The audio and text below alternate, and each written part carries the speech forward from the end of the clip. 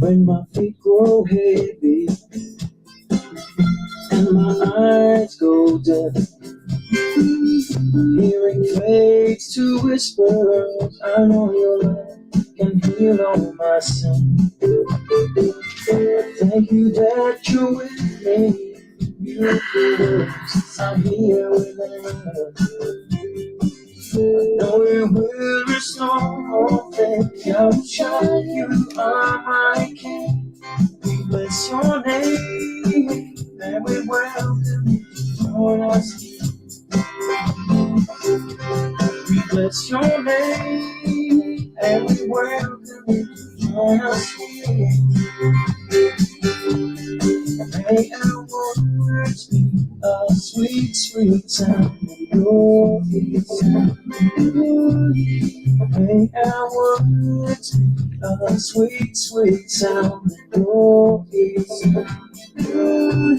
May our words be a sweet, sweet sound in your ears. May our words be a sweet, sweet sound in your ears.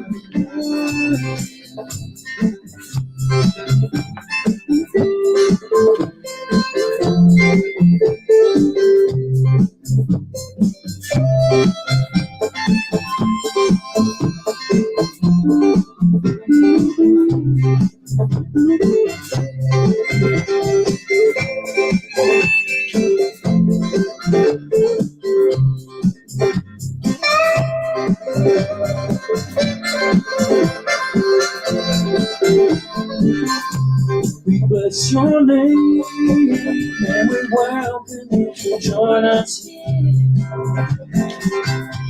We bless your name and we welcome you to join us here.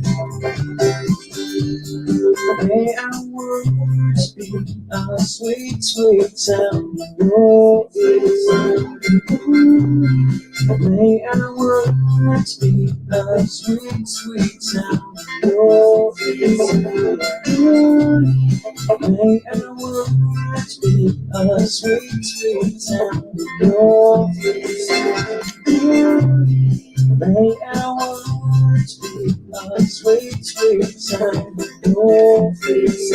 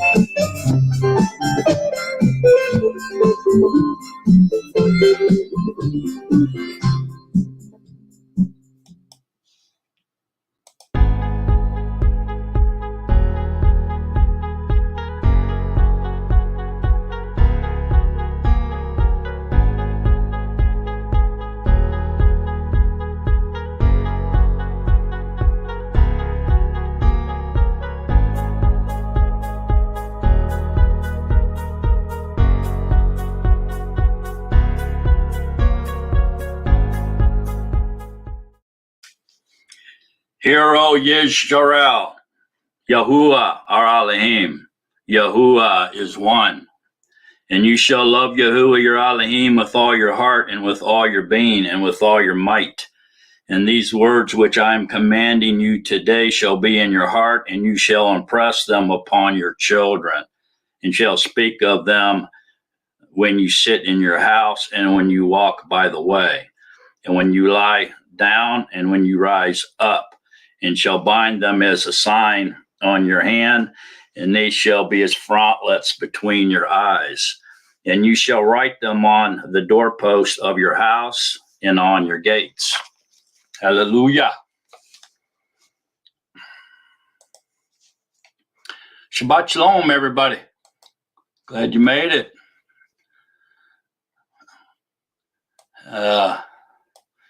Boy, oh boy, are we in the end time to get close to the tribulation years or what? Seems like every day you hear something else. I got my new shirt on here. Shabbat shalom, everybody. I think we're going to continue on with our last week's study on Revelations and the coming tribulation years, because I do believe they're closer than most of us realize. A lot of people are at least acknowledging at this point that we are, in fact, getting very close to the end of the 6,000 years allocated to man, and even a lot of the Christians and other type religious people are even acknowledging it. So it's almost becoming a worldwide belief that we are, in fact, closing in on the return of Yahushua as far as the Netzarim are concerned.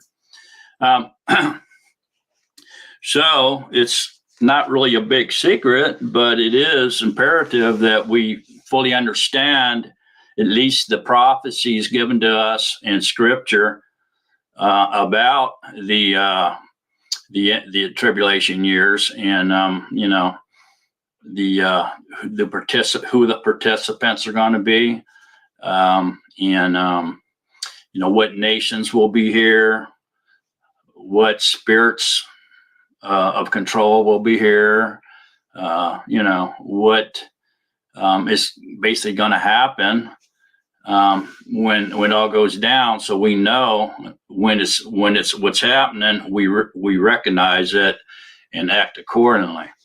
So I think we'll finish that off by going through there's four main prophecies really that speaks of the political setting and the religious setting of the tribulation years. So politics and religion at the time of Yahushua's return is what, and that's the stage that's going to be set for the anti-Mashiach, of course, and the false prophet to come on the scene and control it all and go nuts. So that's what we're going to concentrate on, those four political and religious prophecies given to us in the Word of Truth. And that should bring it all together for us. And then we should know exactly what's going on now until the return of Yahushua.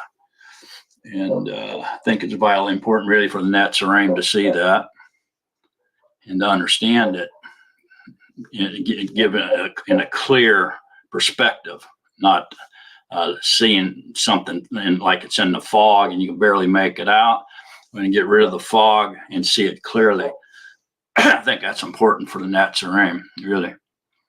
So let me just say hi to a few people here, and then we'll get into it. Margaret, glad you're here. I am the leaf in the thaw. Caroline, glad you're here. Elijah, Adam, glad you're here. Isaiah DS, glad you're here, brother. Peggy Russell, glad you're here. Ted, glad you're here. Bruce, glad to see you back, brother. Been missing you. Phyllis and Luke, glad you're here. All right. So here we go. The four political and religious prophecies that tell us who they are going to be at the time of Yahushua's return are found in Daniel 2, Daniel 7, Revelations 13, and Revelation 17. And we'll see that they all collaborate together and actually reveal the same entities to us. And what that really is, in a nutshell, is the Holy Roman Empire. And it's not exactly the same empire that was present at the time of Yahusha, but it's definitely related. And it's actually the last kingdom will be a merging of that the Roman Empire that Yahusha when he came, that was controlling the world at that time, and another alliance that merges with it and becomes the last kingdom, or the fourth avatar, if you will, called the Beast. It's known as the Beast. Yahuwah then called it the Beast. So it's pretty vital to see that happening. Now there's something weird that happens but when this last kingdom, if you will, called the Holy Roman Empire, comes on the scene, and then it remains, but something weird happens and changes it. And we'll get into that toward the end, because I think that's really vitally important, really, to see that. So the great fulfillment of Daniel 2 is here. We have witnessed in our lifetime the fulfillment of that prophecy, that end time prophecy, and that is the rebirth of the Holy Roman Empire. When Yahusha was here, he was opposed to men's governments and religions, traditions, right? And so that was the Roman Empire, and the traditions, religions that he was dealing with mostly at that time was of the Yehudim. And, the Pharisees and Sanhedrin and stuff, But when he comes back, in a way, he's going to be dealing with that same government and a religion alliance. And the Satan, the devil, was behind the Roman Empire when Yahushua was there. So he was battling with Hashatan and his forces, right? When he comes back, he's going to be doing the same thing. He's going to be battling against basically the same empire, but the Holy Roman Empire, and led by the anti-Mashiach and the false prophet. So it's going to be like almost round number 2, if you will. So anyway, this is what we're going to be talking about mainly. And maybe by the end of the studying this evening, we can get some participation here. We're doing this live stream because it's a Nazarene channel, and we all can participate and share our thoughts and comments, questions, testimonies, or whatever with the body. So, if you can muster up the courage, come on and speak your mind, or speak what the Ruach HaKodesh has given you. Don't quench the Ruach, for sure.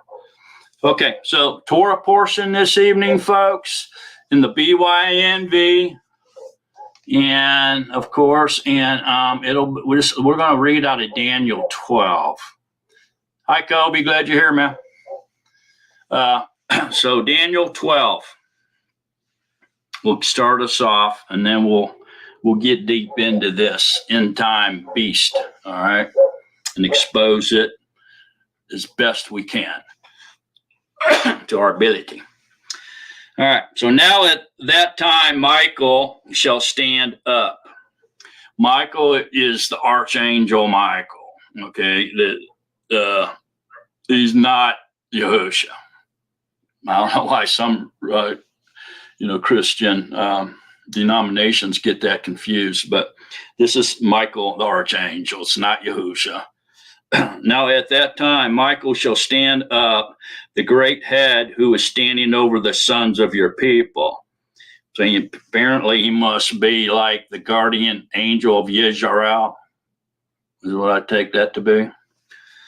And there shall be a time of distress, such as never was since there was a nation until that time.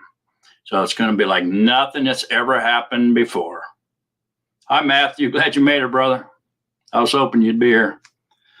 And at that time, your people shall be delivered. Everyone who is found written in the book, and many of those who sleep in the dust of the arrests wake up, some to everlasting life and some to reproach as everlasting abhorrence. So speaking here of the first resurrection and seemingly the second resurrection. Because I don't think anybody in the first resurrection is going to wake up to reproaches and abhorrence, are they? I think the first resurrection is just the bride. It's fall asleep. And those who have insight, that's real important. The ones who understand Bible prophecy and Bible parables and even the word of truth, the scriptures of truth, has insight. And they've been given that insight not by their own knowledge or abilities to understand, but they've been given insight into spiritual matters by Yahusha. Okay. Shine like the brightness of space. So they must have immortal bodies on at that point, right? If they're going to shine like brightness of space. And those who lead many to righteousness like the stars forever and ever. So, yeah, there's something going on here. He's almost like he's going backwards. You know, first resurrection, second resurrection, you know, into getting your mortal bodies. And now all of a sudden leading people into righteousness. And they'll be like the stars forever and ever. So there's going to be quite a few of them.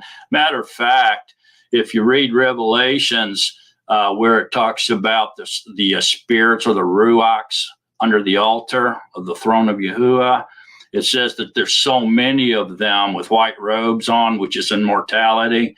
There's so many of them that a man can't even count them. The numbers cannot be counted by a man. That's a lot of people. Just in that and they came out of the Great Tribulation years, which is the last 3.5 years leading up to the 6,000th year, the final year, allotted to mankind. So we're not dealing with 7,003 or 8,050 or 7,086. Okay, we're dealing with 6,000 years. So everything that we do has to fall within that 6,000 year bracket, that timeline. That's all we got. And there's at least 5 hardcore proofs in Scripture that we only have 6,000 years. You know, we don't have time to get into them. I would love to, but yeah, they're there. Just believe that. Well, creation timeline, okay, and Genesis tells us really 6,000 years, and the last 7th day was a rest, right? So that right there is plenty of proof, but there's more, but we just don't have time to hit it. But you, Daniel, hide the words. Gibson girl, glad to see you. Kyle, Medina, glad you're here, brother. Even though you're throwing up porn sites, we still love you. But you, Daniel, hide the words and seal the book until the time of the end. Many shall diligently search, and knowledge shall increase. That brings us right about where we are. Many people are diligently searching, and knowledge has surely increased. It's at our fingertips. We can find out anything we want to just by typing it up on the search engine, right? And I'll look at all the books available to us. No other generations had knowledge at their fingertips like we do. Then I, Daniel, looked and saw two others standing, one on this bank of the river and the other on that bank. And one said to the man dressed in linen, who was above the mayam of the river, how long until the end of these wonders?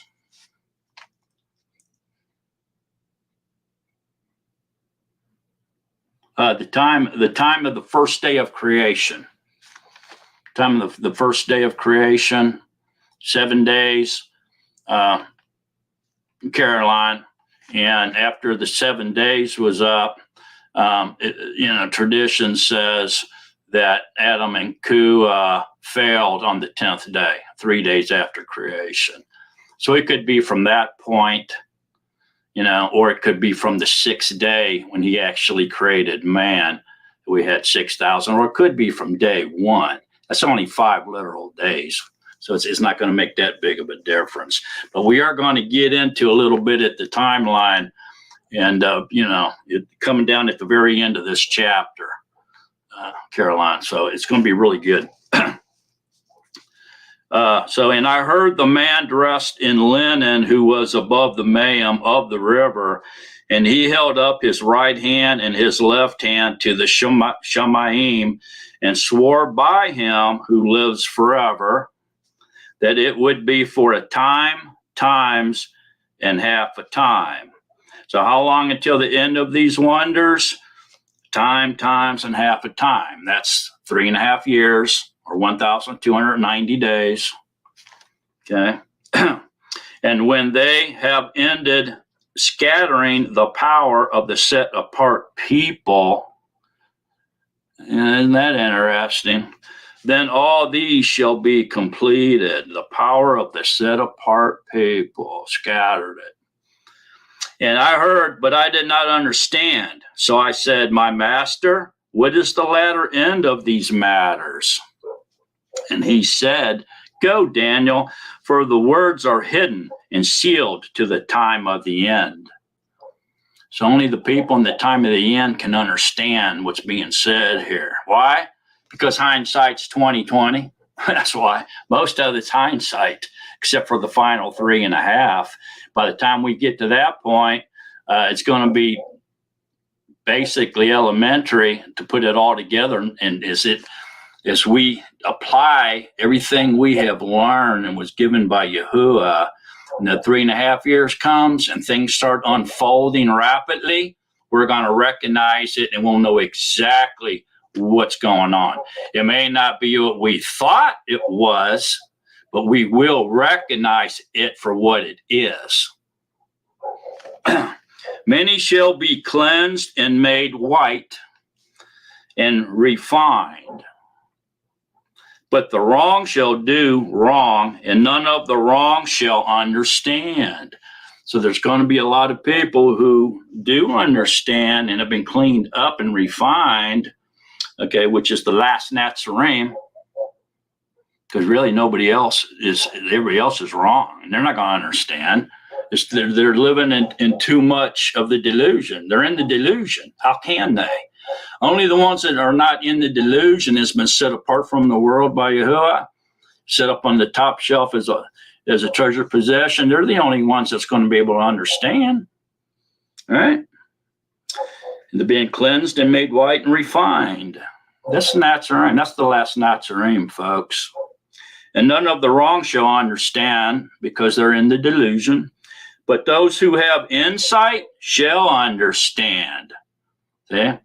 The ones who have been given the insight by Yahusha, our rabbi, will understand, even though it may not be what we thought and what we taught people it was, but when we see it, we will recognize it and know what it is. Okay, so we'll quickly change our mind and see what it really is, what that means, what's going on. It's just like the two witnesses. We may think they're one thing and teach that they're this, but when it happens and it's something else, we're still going to recognize that, okay, this is what the two witnesses meant, and we're going to see it right away. We're going to understand that because we have insight. And from the time that which is continual is taken away, And the abomination that lays waste is set up is 1,290 years. So this is very interesting right here. That from the time that which is continual is taken away. That's day after day after day after day, day and night, rising of the sun, setting of the sun, right? Days go by the same, right? That's what's continual is time. So what is continuous is taken away. How? We're going to find out. And the abomination that lays waste is set up is 1,290 yamam. All right, that's 3.5 years, or time times and half a time. So listen to this. Here it is. Here's the big clue, or the answer, if you will. Blessed is he who is waiting earnestly and comes to the 1,335th yam. But you go your way till the end and rest. Talking to Daniel, go your way. You're going to fall asleep. It's not happening in your lifetime. So you're going to fall asleep. And then you're going to rise to your lot at the end of the yamam. So you will be resurrected at the end of days. And I have no doubt Daniel will be in the kingdom reign. So anyway, here's what we need to catch on this. And the abomination that lays waste is set up is 1,190 days. See, set up. So first of all, there's more than one abomination of desolation. There's 3, 4, 5 of them. There's more than one image. There's more than more than a lot, more than there's more things. When it mentions something, you can't just lock on that. Okay, there's more to it than just what it's saying. It's not specifically talking about one thing. So there could be more than one abomination, more than one image, more than one spirit, this kind of stuff, okay?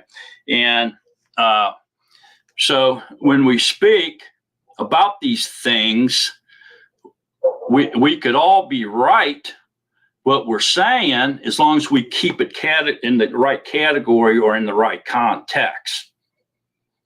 And we try to take it and cross it over to another context or interpretation, that is, then that's where we get messed up. But as long as you're talking about this means this person's saying that means this, and this person is saying the same thing means this, they're all right as long as they keep it in context to what they're talking about or thinking about. If they cross over, then they're mixing things up, and more likely that's where the arguments start. But they're arguing for no reason because they're all right. See what I'm saying? So anyway, the abomination that lays waste here is set up. Now, this has to be, it cannot be the rock of the dome that's on the Temple Mount right now. Why? Because that's been there for, 80 years? Long time. It's been there for a long time. It was there during the revolution when Israel came in there and fought that 7-day war. It was there. The soldiers were talking about blowing it up and taking it down, but some general or somebody stopped them. And so there it remains. It's been there for a long time. I don't know how long, but it's been there a long time. But it can't be this abomination that lays waste, because this is only happening for 3.5 years. So it can't be referring to the Dome of the Rock. Now, it can be referring to possibly an indoor altar placed in the Dome of the Rock, or placed on the Temple Mount, or perhaps even on the third temple, a physical third temple that was built on the Temple Mount. Okay? Can it be an abomination referring to us, since we're the third temple? We're the living temple made without hands?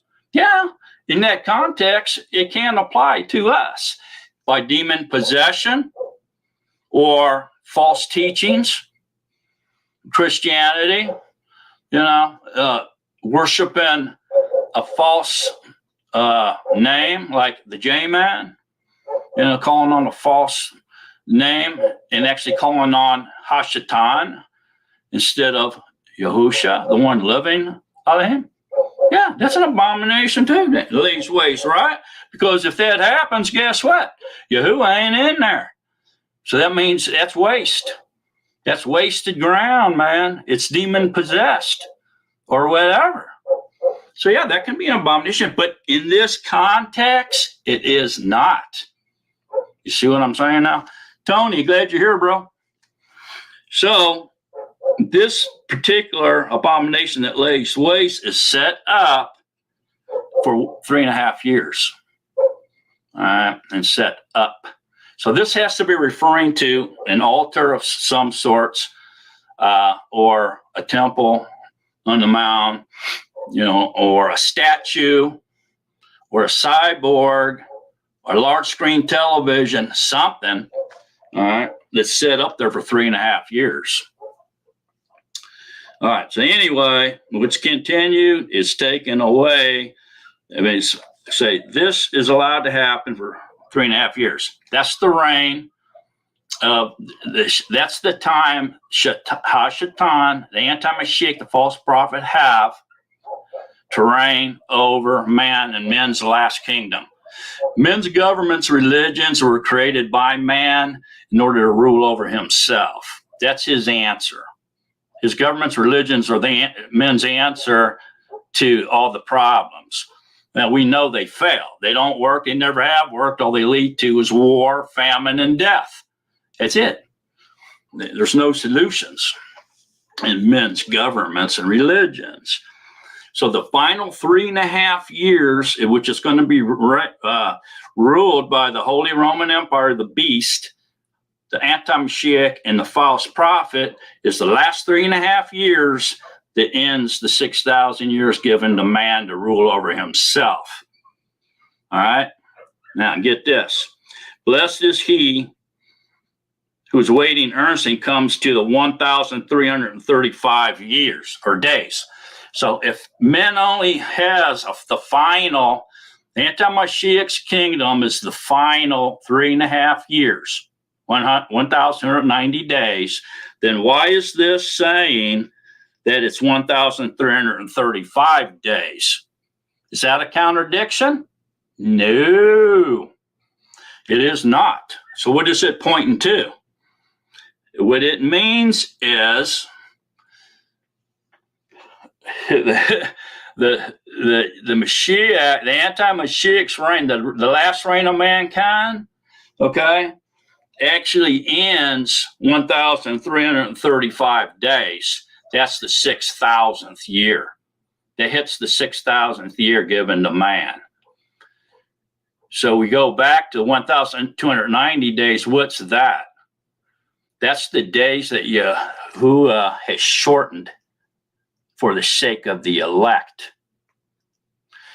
He is going to shorten the days, 45 days. He's going to shorten the reign of the anti-Mashiach 45 days for the sake of the elect. Because if he allowed the time to go over to the very end of the last day, no flesh would be delivered. No flesh would be delivered. But for the sake of the elect, he shortens the days so that they can be delivered. And he's shortening them days by 45 days. That's what this is telling us. So when you're the one is waiting earnestly and comes to the 1,335th day, that's the day of the return of Yahusha. Yeah, that's why it's blessed. So he's shortening the days 45 days. And we get that basically out of Matthew 24, verse 21. For then there shall be great distress. So it's talking about the tribulation years, such as not been seen since the beginning of the world, until this time, no, nor ever shall be. That's pretty much exactly what Daniel 12 just told us. And if those days were not shortened, no flesh would be delivered. But for the sake of the chosen ones, the bride, those days shall be shortened from 1,335 days to 1,190 days. He's shortening them 45 days for the sake of saving the elect and whoever else within that 45-day period. But as soon as that hits 1,335 days, Yahushua coming back. It's all she wrote. Game over now. But he did shorten the days. And I believe this is telling us that he's going to shorten those days by 45 days. You seeing that?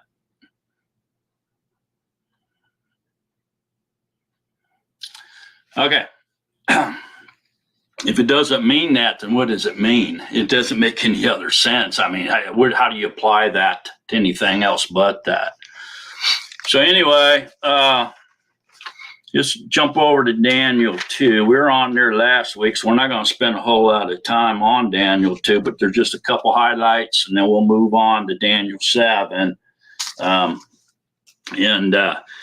highlights here really is that when Daniel starts interpreting the dream to sovereign Nebuchadnezzar, he tells him that the first kingdom, the head of gold, is him in the Babylonian kingdom that he's ruling over.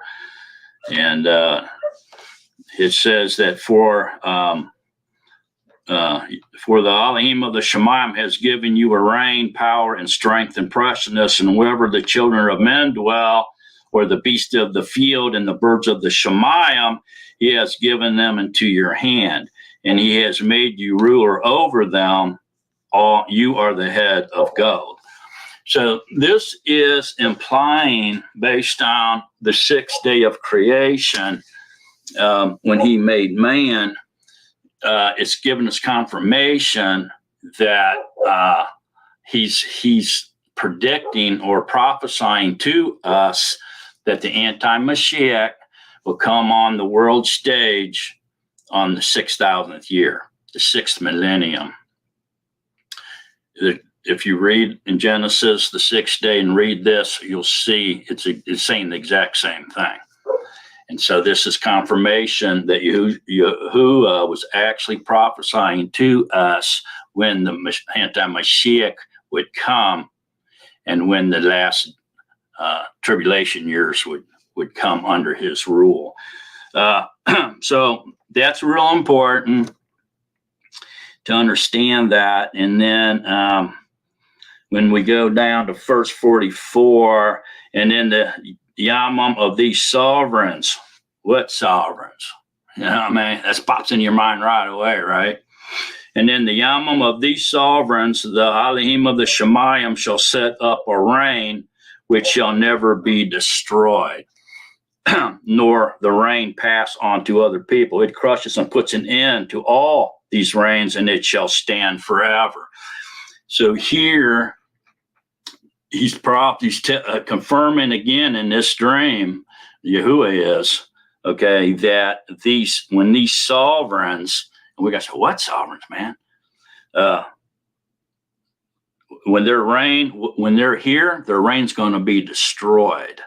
And then he's going to take over. He's going to crush men's rule over himself, his governments, religions, and he's going to take over and reign forever. Okay. And then he explains it a little bit more.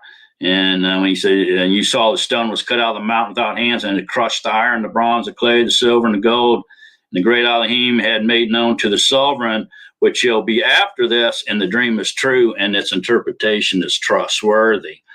So basically here, and we go up to verse 28, it says, but there is an Elohim in the Shemayim who reveals secrets, and he has made known to sovereign Nebuchadnezzar what is to be in the latter days.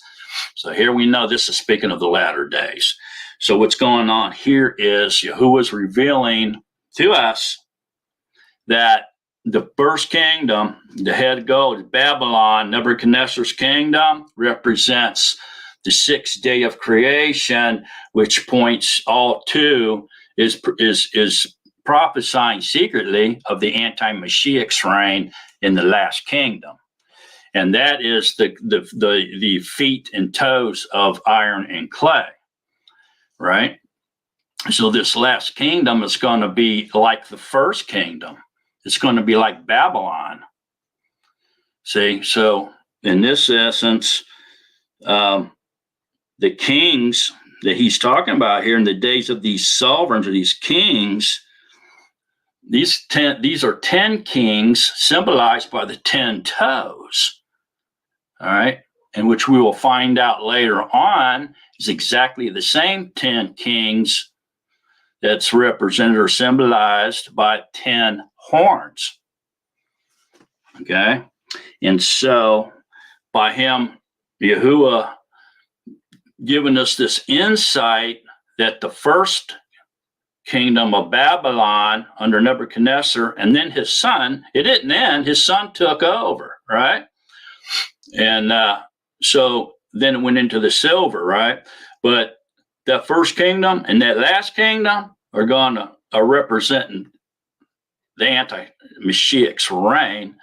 And so the first will be last and the last will be first, because they're both Babylon with everything in between, right? So if you take it and look at this as a timepiece or an hourglass, RT, glad you're here, brother, and you turn this upside down, the statue, it's a timepiece, an hourglass. You turn it upside down. Everything, the top chamber above the little funnel that the sand goes through, goes back down to that bottom chamber. Everything above the funnel is above ground.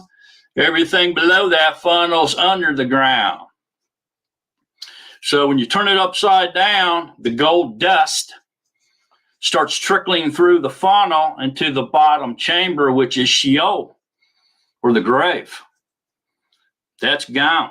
They're all in that. The people in that kingdom are all in their graves. They're in the ground, below ground. Are they not? Yes, they are. Here comes the silver dust. All those people died and they're in Sheol, or in the ground, in their grave. They're in the bottom chamber. Bronze dust, same way.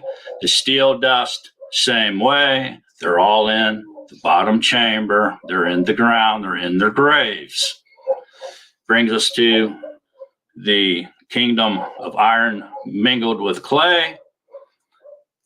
Half of that, at least half, is through the funnel, and they're in the grave. And then until it comes to the rebirth of that fourth avatar, which is the rebirth of the Holy Roman Empire, which we're going to be focusing on here, is slowly trickling away as well, isn't it? Well, as soon as that trickles down and them toes come and start trickling down, that's going to be the last 3.5 years. That's going to be the 10 kings, the 10 toes, the 10 horns that represents the final kingdom that will be here ruling the earth when Yahushua HaMashiach returns. And that's how we know we're very close to his return. Okay? All right. So that's that one. And now we'll go over to Daniel 7. And Daniel 7 is loaded as well. But I'm going to kind of jump down here just a little bit. It's hard to get away from it without reading the whole thing. It's hard to pick up on it. So suffer with me. It'll be well worth your time for Yahusha to open up our minds to understand the scriptures. It's well worth our time. Believe me, it is. Daniel spoke and said, I'm in verse 2. I was looking in my vision by night and saw the four winds of the Shamayim stirring up the great sea. The great sea, folks, here is the nations. Yeah, that's a possibility, Caroline. We're going to hit on that a little bit later on, but not quite that. But we're going to touch on some hours of silence. But anyway, so those are the nations, and four great beasts came up from the sea, from out of the nations. Four beasts or four nations, powerful nations, came up from the other nations, different from one another. All right. The first beast was like a lion and had eagle's wings. Now, very quickly, I'm going to spout off with what nations these are represented by these animals, and you can research it yourself. We're not going to have time. We've got a lot to cover here, so just bear with me.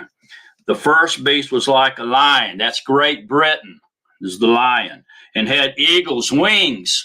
That's the United States of America before the Revolutionary War. United States of America come out of the lion, out of Great Britain.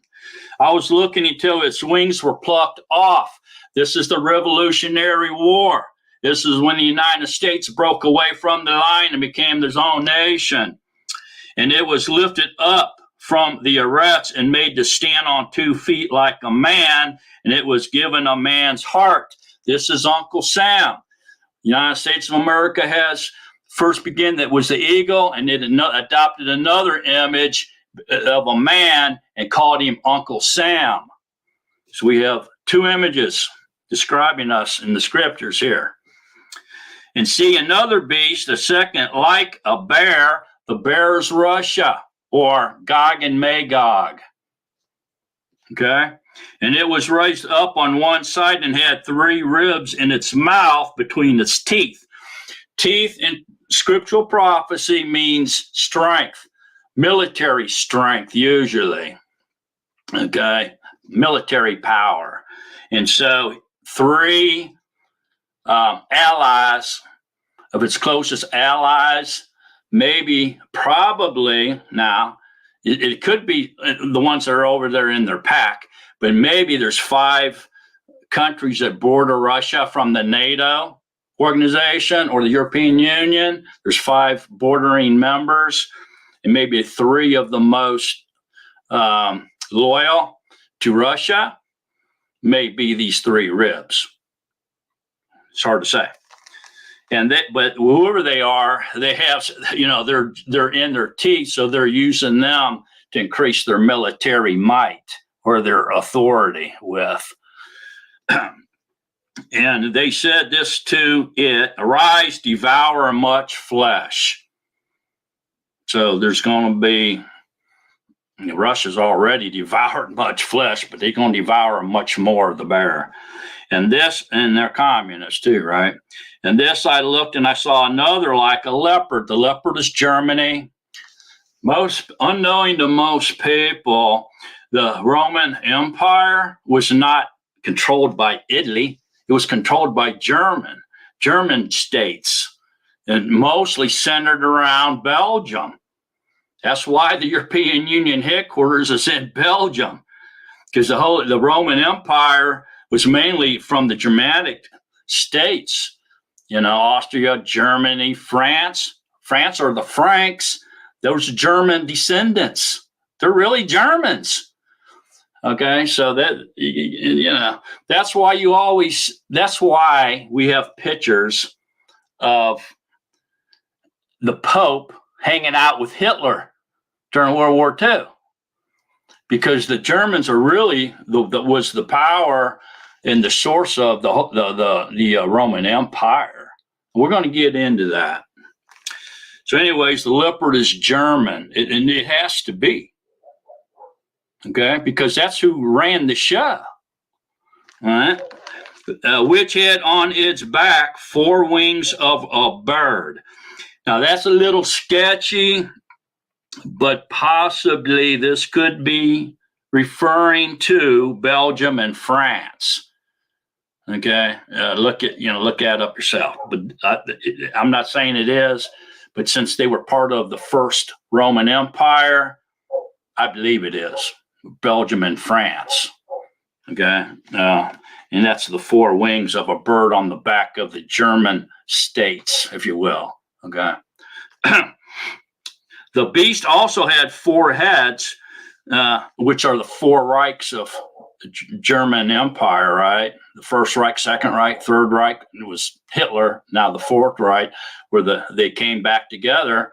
Germany is now a nation. Not only is Germany one nation again, because it was divided, right? Not only is it one nation, it's probably the main head of the European Union. Honestly, it's probably the most powerful country in the European Union at this particular point. And rule was given to it. It ruled over the Roman Empire. It definitely did. And this I looked in the night visions and saw a fourth beast, fearsome and burly, exceedingly strong. And it had great iron teeth, military might. It devoured and crushed and trampled down the rest with its feet, and it was different from all the beasts that were before it, and it had 10 horns. These are the same thing as the 10 toes. These are 10 kingdoms. This is the Holy Roman Empire. One political leader and one religious leader controlling the empire together as equals. Okay, that's what this is describing. And the reason that it devoured and crushed and trampled down the rest with its feet, that what this is, Yahuwah is telling us here, is this is going to be a one world coalition or one world government and one world religion combined together as a big, bad, burly beast. Okay, see that? That's why it tramples and crushes all the other ones, because it sucks them all in. It becomes one government, one world government. I was thinking about the horns, then saw another horn, a little one, coming up among them, and 3 of the first horns were plucked out by the roots before it. And see, eyes like the eyes of a man were in this horn, and a mouth speaking great works. I think most of the Nazarene realize that this is speaking of the anti-Mashiach. So this is Yahuwah's telling us that the anti-Mashiach is not coming from Iran or the Middle East or anywhere else. He's coming out of this 10-horn kingdom, this one world government, okay, of the reborn Holy Roman Empire. That's where he's coming from. He's coming out of the beast. And he's going to rule with the one world religious leader, which we all know. I think most of the Nazarene understand that that's the Pope. And he's the Pope always ruled out of the Vatican. And it was always, the religious leader has always been the Pope ruling out of the Vatican. The political leader has come from other nations, but German, okay, the first emperor of Rome was Charlemagne. And he was a German descent, so they say. And they say that he was actually from Belgium, but that was a German state at the time of the Roman Empire. But his hometown was in Germany. And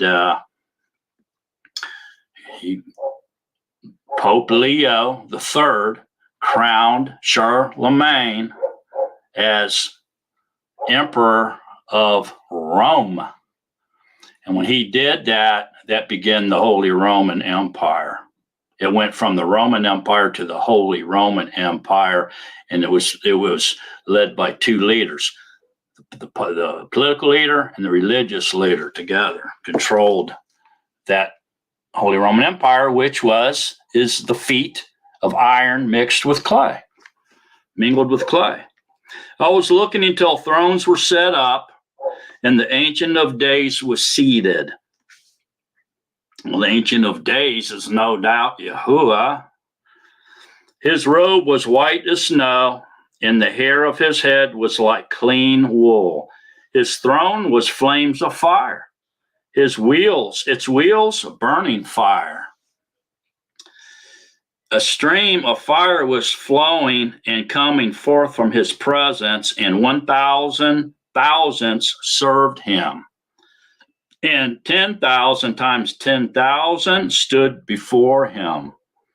The judge was seated, and the books were opened. Baruch Yahuwah, glad you're here, sister. Mary Lou Morton, glad you're here. I was looking then because of the sound of the great words which the horn was speaking, the anti-Mashiach.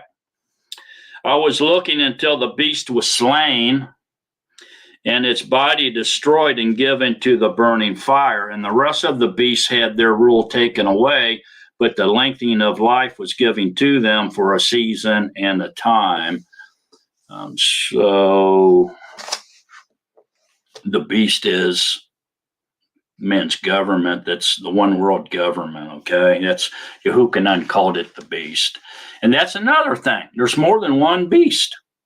So if someone's speaking about the beast being the end time government, and somebody saying the beast is the anti-Mashiach, and somebody else said the beast is the false prophet, guess what? They're all right. All three are right, as long as they keep it in the context that they're speaking about. Okay. So this is another example of what I was trying to explain before there. I was looking in the night visions and saw one like the Son of Man. That obviously is Yahushua, coming with the clouds of the Shemayim. And he came to the Ancient of Days, and they brought him near before him. And to him was given rulership and preciousness and a reign, that all peoples, nations, and languages should serve him. His rule is an everlasting rule which shall not pass, and his reign which shall not be destroyed. So there you go. When Yahushua comes back, he's going to destroy that last kingdom of the anti-Mashiach and the false prophet, throw it in the lake of fire, along with the religions and traditions and the superstitions of men. And man's not going to be allowed to rule over himself anymore. There's been plenty of time to prove that they don't know what they're doing. They were given 6,000 years, and they messed it all up. They can't do it. And but Yahushua can, and he will, and it's forever. He's never going to give man back in the reign, okay? As for me, Daniel, my Ruach was pierced within my body, and the visions of my head alarmed me. So he'd blow his mind. Daniel don't know what to do now. He's about ready to drop over dead or something here. I drew near to one of those who stood by and asked him the certainty of all this, and he spoke to me and made known to me the interpretation of the matters. So here we go now. Let's confirm everything we just talked about and see if it relates to the interpretation, okay, of this beast system, the 10 horns, 10 toes, all that. So here we go. The interpretation of the matters. These great beasts, which are four sovereigns, which rise up from the Arets, 4 avatars, okay, if you will, 4 kingdoms. Then the set apart ones of the Most High shall receive the reign and possess the reign forever, even forever and ever. What does that mean? That means after he destroys the kingdoms of men, when he rules, the set apart ones are going to be given a rule with him. They're going to rule with him as kings and priests, which brings up a good point. Have you ever read in scripture where it says that Yahuwah is going to give them better names than sons and daughters? Yeah, he says that. So if you wonder about things, say, man, what could be a better name to identify somebody with other than a son or a daughter? And that would be a king and a priest. Would it not? So they're going to be kings and priests and ruling, sharing rule with Yahusha, which is also part of the body. It's not just the bride making up the body, it's Yahusha too. Yahusha's is the head. He's the authority figure, that he's the king of the kings and the high priest of the priests. You see it? And you don't have to wait till the end of the world, the end of the Gentiles, to reign. You can reign now. You're a king and priest now if you're a Nazarene. So get ruling your kingdom, your territory that he's given you. If not, you're the kind of a worthless servant, just sitting around in your territory not doing nothing. Then I desired for certainty concerning the fourth beast. That's the worst one, right? Which was different from all the other beasts, which was different from the others, very fearsome, and its teeth of iron and its nails of bronze, which devoured, crushed, and trampled down the rest with its feet, because they became a one world coalition, one world government. And concerning the 10 horns that were on its head, and of the other horn that came up, before which 3 fell, this horn which had eyes and a mouth which spoke great words, whose appearance was greater than his fellows. I was looking, and this horn was fighting against the set apart ones, making war with the Kadeshim, the anti-Mashiach is. It's going to be a battle between good and evil, folks. Make no mistake about it. It's going to be a clash between good and evil, darkness and light, unrighteousness and righteousness, obedient and disobedient.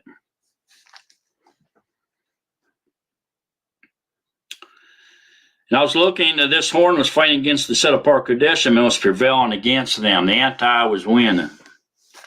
Until the Ancient of Days came, and justice was given to the set apart ones of the Most High, and the time came, and the set apart ones took possession of the reign. And again, when he destroys men's kingdoms and the anti and the false prophet, and locks up the devil, where the Nazarene will be kings and priests and rule with him. Yeshar'el. That's what that means. This is what he said. The fourth beast is the fourth reign on the Eretz, which is different from all the other reigns, and it devours all the Eretz and tramples it down and crushes it. Why is it different than all the other reigns?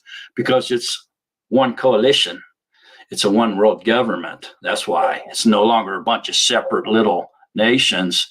It comes into one big giant power ruled by one dictator with his counterpart, the religious leader.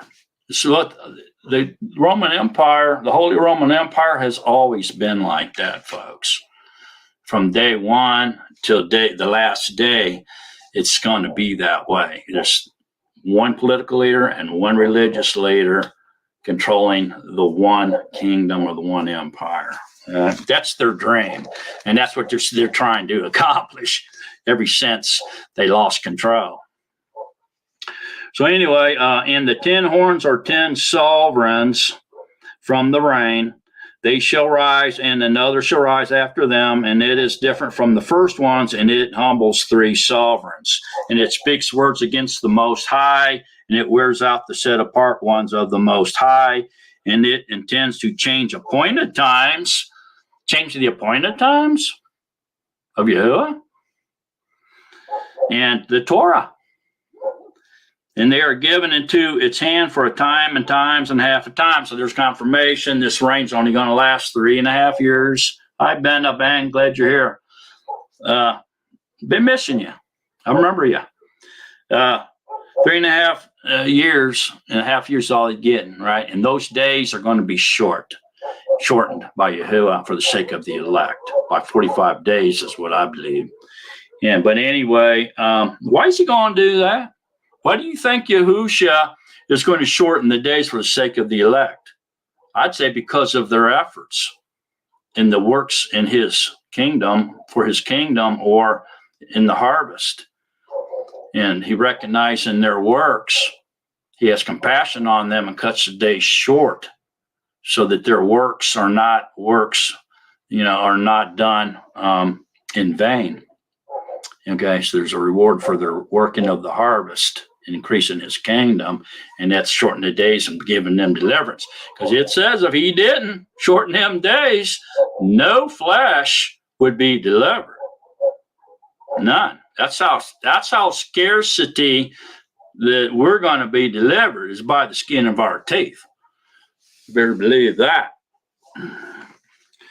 So anyway, interesting. He's trying to change the appointed times of Yahuwah, and he's also going to try to change the Torah, and it's what they've already did already, haven't they? Really, they have. They've replaced his appointed times with holidays, pagan holidays, and they've changed the 10 love commands.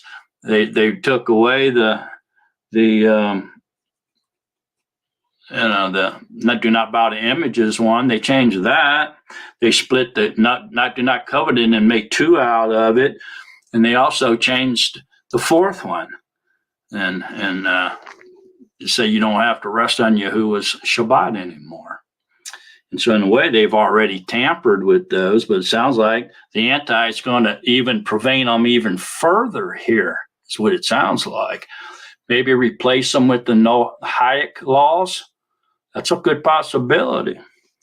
That's what he'll do. But anyway, but the judgment shall sit, and they shall take away its rule to cut off and to destroy until the end. And the reign and the rulership and the greatness of the reigns under all the Shamayim shall be given to the people, the set apart ones of the Most High.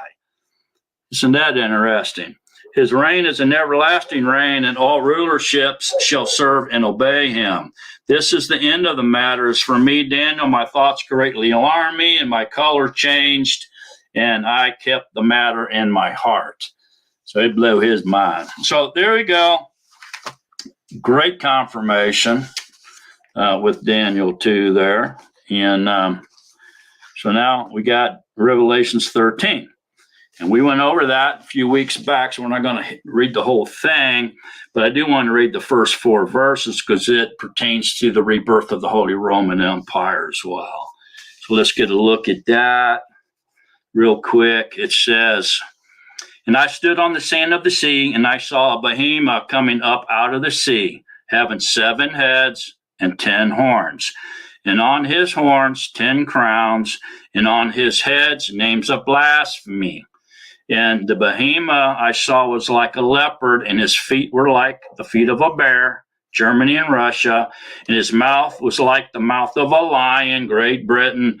And the dragon gave him his power, Satan, and his throne, which was in the Holy Roman Empire, right? The throne of Shaitan, the Holy Roman Empire, battled Yahusha the first time he came. Sure did. And great authority. So what's he going to do? He's going to give the anti-Mashiach his throne, his power, and great authority at the end to battle against Yahusha's people and even Yahusha when he comes back. So what's that mean? That means those kings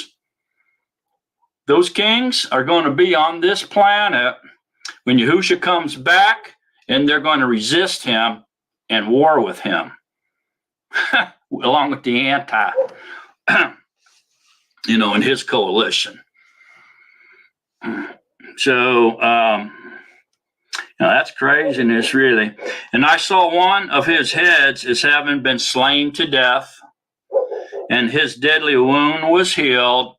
That could be the rebirth of the Holy Roman Empire.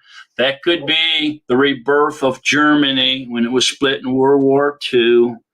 And again, each person can be right if they keep it in context. They are right.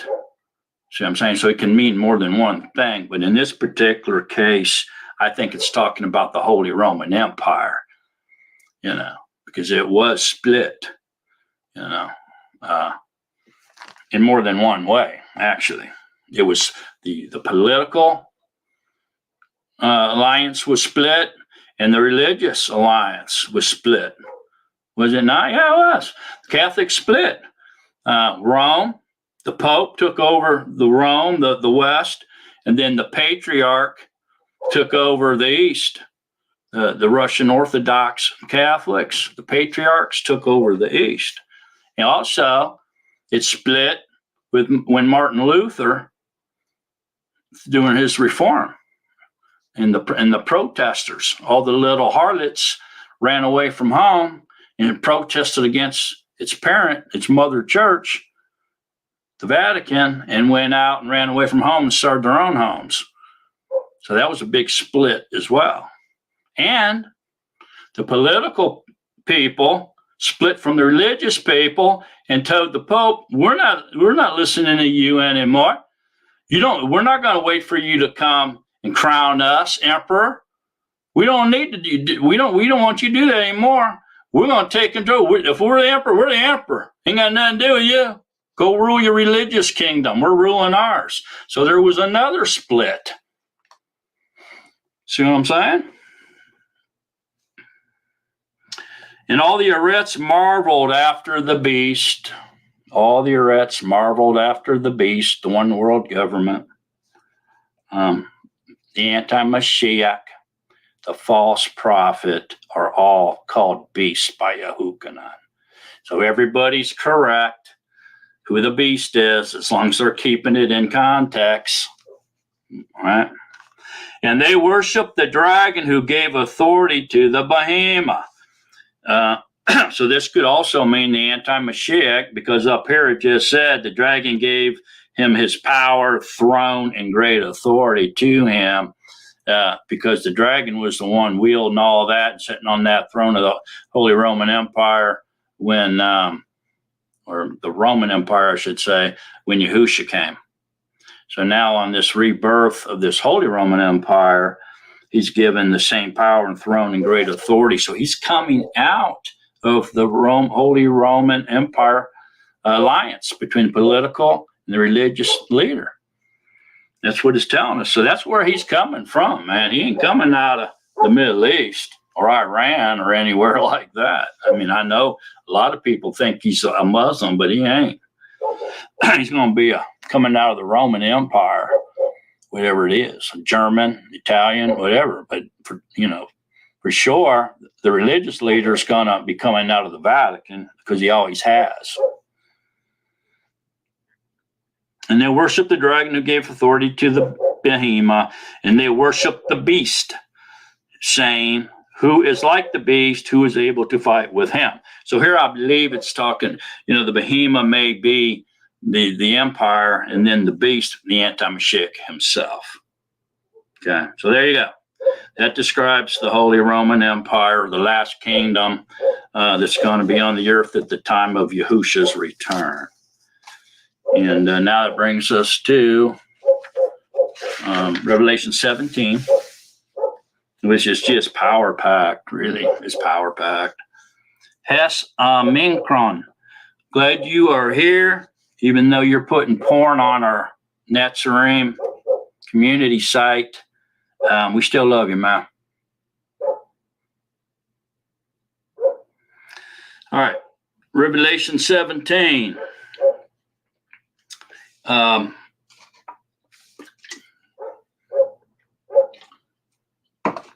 After this one, I'm going to elaborate a little bit about the rebirth of the Holy Roman Empire, and then I'm going to open this up.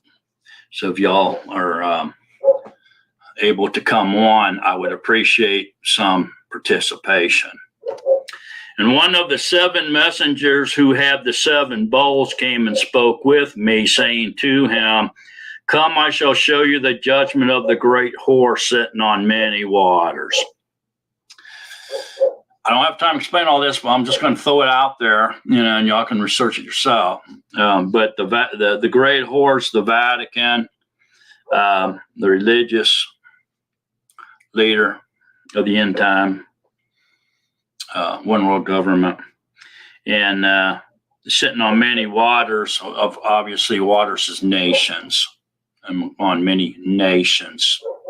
The beasts come out of the 4 beasts come out of the nations, out of the mayhem. Okay. with whom the sovereigns of the earth committed whoring. They collaborated with this whore, and the inhabitants of the Eretz were made drunk with the wine of her whoring. So the wine of her whoring would be religions, falsehood, paganism, these type of things. Right. Denominations.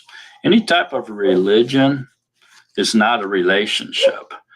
When people tell you that, you say, I'm in a relationship with Yahuwah, I'm not in a religion. And they say, oh, well, man, that don't make any sense because religions are relationships, right? That's not true. Religions are not a relationship at all. A relationship has feelings. It has love and action, belief and trustworthiness. There's a lot of things, warmness, gentleness and kindness, same, all that stuff that's given to us in 1 Corinthians 13. This is what defines a relationship, not a religion. A religion is nothing. It's a made up dream. It has no warmth, no love, no feelings, no anything to it. So how can a relationship be a religion or religion be a relationship? It cannot. That's a silly statement. Anyway, and he carried me away in the Ruach into the wilderness. And I would say, that he carried him away in the Ruach is somehow he was able to translate him into another time period by translation, travel by translation. Same thing that happened to several of the first Netzarim too, right? We can read about that. That's not far out there. And that brings up a kind of a good point in that, when we start trying to figure out what's happening here in the latter days or the tribulation years or the final 7 or the final 3.5, whatever, it has to somewhat fit into our reality, does it not? If we can understand it by confirmation throughout the scriptures, and able to put it into our reality, make it fit into our reality, like the bear being Russia, and Russia's a country in our reality, right? It fits. Otherwise, is it a real bear, like this monstrous bear, tearing everybody up with his iron teeth? Yeah, that's a myth. That's a dream, imagination. So it has to fit into our reality in order to make sense. If it doesn't fit into our reality, at least, to a certain point, then it's nothing more than a myth or a made-up dream about something. So all this has to, when it is given to us, the insight is given to us by Yahusha, we see it in our reality for it to be true. If you're not seeing it in our reality, then you're probably not, you're getting cross messages mixed up in your mind from Yahuwah somehow. Maybe you're looking at it in the mind of the flesh, and the mind of the flesh is hatred toward Yahuwah. So you're not gonna get it if you're not communicating directly in the Ruach, your Ruach to Yahusha. Then you're going to get mixed signals if you're communicating through the mind of the flesh to Yahusha. See what I'm saying? And then these myths and dreams become created in our minds, which are falsehoods. So you want to do that. It has to fit. It has to make sense. It has to be real in our reality that we're living in. If it's not, then we need to, study that a little bit deeper and see what anything that's outside of our reality or our realm, what it means. So this where he says, and he carried me away in the Ruach into the wilderness, to me has to mean that he translated him from his error over into the future error and let him see what was going on in the future and protected him with his Ruach as he was watching what was going on. He was showing it to him. You know, you can, if you interpret this as carried me away in the Ruach into the wilderness as he just gave him a vision, you know, he was sleeping and dreaming it, almost like a dream, a vision that he saw. He just saw it in his mind. He didn't leave his principality or his error. That would be okay. And either way can be proven here. But you see what I'm saying. If it goes outside of our reality, we have to still make some kind of sense out of it. Otherwise, it can become a myth, and then we can be teaching somebody falsehood. So we don't, or we can be understanding it falsely, getting a false interpretation out of it. And we don't want to do that. So, and I saw an Asha sitting on a scarlet behemoth, covered with names of blasphemy, having 7 heads and 10 horns. Okay, so the 10 horns are same as the 10 toes, or the 10 kingdoms. The 7 heads can be referring to the 7 heads after the Antichrist little horn came, the anti, and uprooted 3 and took over that 3 kingdom reign. He took those 3 over, and they became one under the Mashiach, represented those 3, which only left 7 instead of 10. It could be that. And the Asha was dressed in purple and scarlet. Now, the Asha sitting on the scarlet behemoth, this is the beast, the government, religious, the Holy Roman Empire, no doubt. The Asha, who's dressed in purple and scarlet, is Catholicism. Okay, it's Rome. Because if you ever look and watch the Vatican do its ceremonies and rituals and so forth and so on, you will see them dressed magnificently in purple and scarlet and adorned with gold and pearls and jewelry. That's the way they do dress. So this is a really good depiction of Catholicism or the Vatican to me. And adorned with gold and precious stones and pearls, holding in her hand a cup, a golden cup, filled with abominations, idolatry, filled with idolatry, abominations, paganism, falsehood, statues, all kinds of stuff, man. Basically, idolatry. And the filthiness of her whoring, and upon her forehead a name written, a secret. Babel the Great. Babel the Great. Here we are. So the last kingdom is Babel. The first kingdom in Nebuchadnezzar's dream was Babylon. The last one's Babylon. The first will be last, and the last will be first. Okay, Babel the Great, the mother of the whores, the Vatican, the Catholic Church. The whores are the Protestant churches, the protesting daughters that ran away and started their own homes with other men, meaning other mighty ones. The J-man is not the name of Yahusha or Yahusha or Yahuwah. The J-man is Latino name, okay? And it is not even being pronounced correctly. It's not pronounced Jesus, it's pronounced He Zeus or Hail Zeus. So when they say that name, they're not calling on Yahusha, they're calling on Zeus and saying Hail Zeus. That's what they're doing. So if you call that name, a name as small as it is in context is an exact identifier. Okay? And so when you call on that name, you're calling on the person that name is attached to, period. It identifies that person. So you're not calling on the one true living Elohim if you use that name. Okay?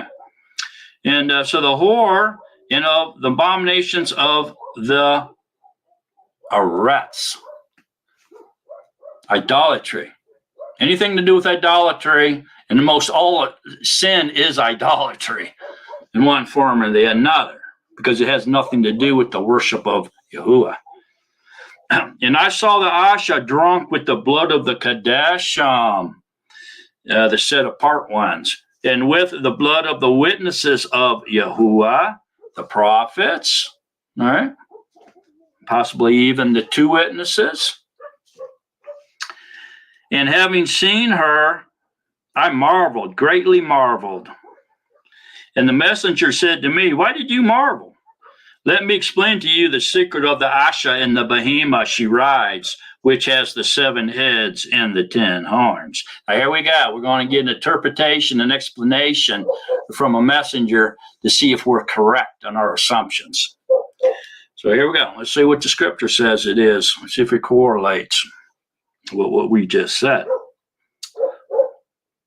The Behemah that you saw was and is not and is about to come up out of the pit of the deep and goes to destruction. And those dwelling on the Arets whose names are not written in the scroll of life from the foundation of the world shall marvel when they see the Behemah that was and is not and yet is. That's very interesting there, because if you think about it, doesn't Yahashatan like to copycat Yahuwah? He does. He likes to copycat him, right? Like a little sister following along with big brother and copycatting everything he does, right? So, or little brother following his big brother, whatever you want to say. So here it says, she shall marvel when they see the Behemah, the beast that was the Roman Empire, okay? And is not, it's no longer, it's in the ground, right? It went through the funnel already, and yet is, because it was reborn as the Holy Roman Empire, and it really didn't die. Like the Christians and other people will tell you that it died and decayed, so that the last fourth avatar can't be the Holy Roman Empire or the Vatican, right? Combined. But what they fail to realize is it didn't really die, even though it appeared literally to dissipate. It actually did not, because it remained alive and well in the minds and hearts of men through the time of the Holy Roman Empire ceased to the time it was reborn. That silent period there, Caroline, was not the death of the Holy Roman Empire. That's why there's only 4 avatars. They teach there's 5, but there's only 4, because it remained alive in the hearts and minds of men, especially the clergy, who are desperate to get back the status of the first tier controllers of the beast. The clergy's on the first top tier. They were knocked off that tier. They're desperate to get back up there. They've been trying to get back up there ever since. So the Holy Roman Empire never died. It remained alive and well in the hearts and minds of men, and it did come back, was reborn again, and is now prevalent on this planet now. It's here now. Okay, and so, and it is, and so yes, it is. It's here now. It's been reborn November 3rd, 1990, and it's here, and it's not going anywhere, because it's going to be the empire that's present on this earth at the return of Yahushua HaMashiach. So here we go. Here is the mind having wisdom. The 7 heads are 7 mountains. A parallel understanding, which are on which the Asha sets. Very interesting. And there are 7 sovereigns. 5. Okay. So this parallel understanding here is talking about the same thing, and they're both correct as long as you keep them in their context. Both are right as long as we keep them in context, like we've been talking about. So here, Yahuwah is revealing to us that the 7 heads are 7 mountains on which the Asha sets, with the scarlet and the purple, the riding the beast, right?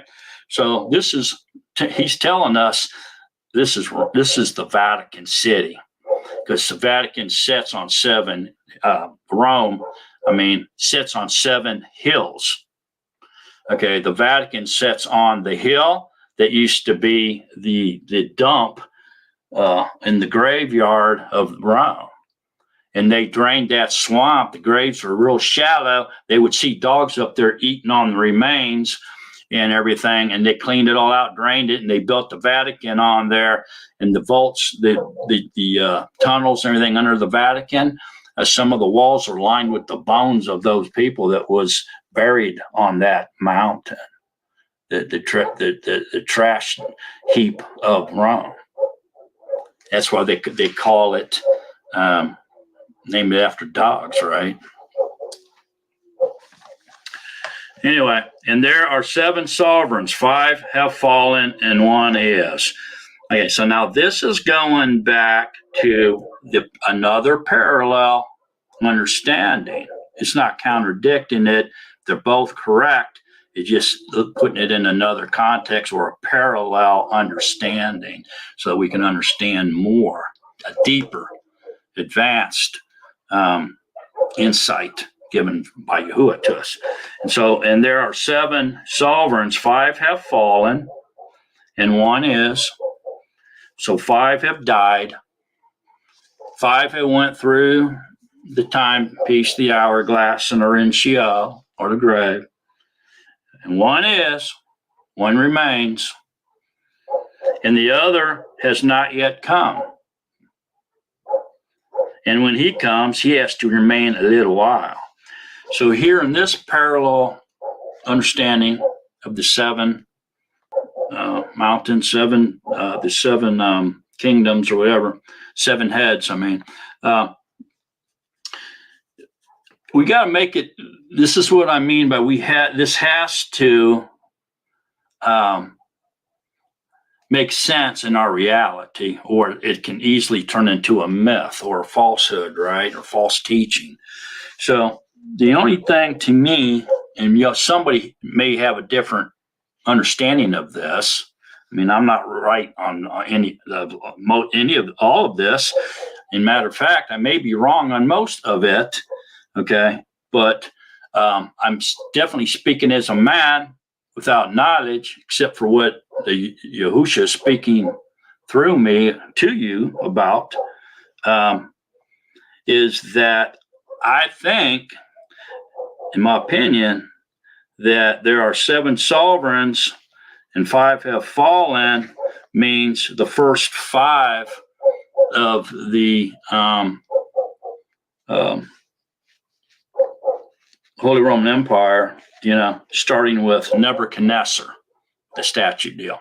Okay, so Nebuchadnezzar, who represents the anti in Babylon, and then when he was gone, his kingdom didn't end. His son took it over, Belshazzar, which means Bel protects or something like that in Hebrew. So he was named after Bel. Some people call Baal or Lord. So anyway, he took over there too. And then, of course, Alexander the Great, and then Augustus Caesar and Charlemagne. There's 5. Those 5 are definitely fallen, right? They're in the grave. And then it says 1 is, Remember, this is all about the end times, the latter, close to the end of the 6,000 years. And so Leon, who is the present premier or president, whatever they call him, of the European Union, is, and pretty much theoretically, that's the core or the beginning, right, of the last kingdom is the European Union, because it houses all the nations that made up the Roman Empire at the time of Yahusha, that Jehoshaphat was playing around with and controlling. Right?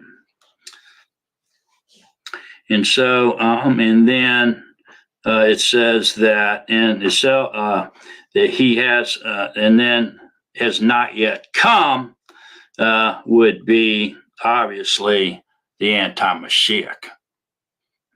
So that's my opinion of that. And the behemoth that was and is not is himself also the eighth, and is the seven, is of the seven, and goes to destruction. This got to be speaking of the false prophet, because he is of the seven, but he's the eighth, right? So he's right in with the anti-Mashiach. You see that? Okay. So the behemoth that was and is not is himself also the eighth. Okay, so there are only seven, but this dude's also all of a sudden he's the eighth, and is of the seven, and goes to destruction. Along with the anti, he's thrown into the lake of fire. So this eighth one has to be speaking about his co-partner, the false prophet, which I believe is going to be a pope from the Vatican. So that's the eighth dude. He's connected to the seventh dude, which is the anti-Mashiach. So that's what I think that is talking about. And then, and the 10 horns which you saw are 10 sovereigns or kings who have not yet received a reign, but receive authority as sovereigns with the behemoth for 1 hour. Now, this is really a linchpin to me. And what this is saying here is these 10 kingdoms and kings haven't come yet, okay, but they receive authority as sovereigns when the behemoth comes, when the anti-Mashiach comes. That's when they are exposed. And so how can that be? Well, the only thing I can think of here is that this happens after World War III. Remember the 200 million man army?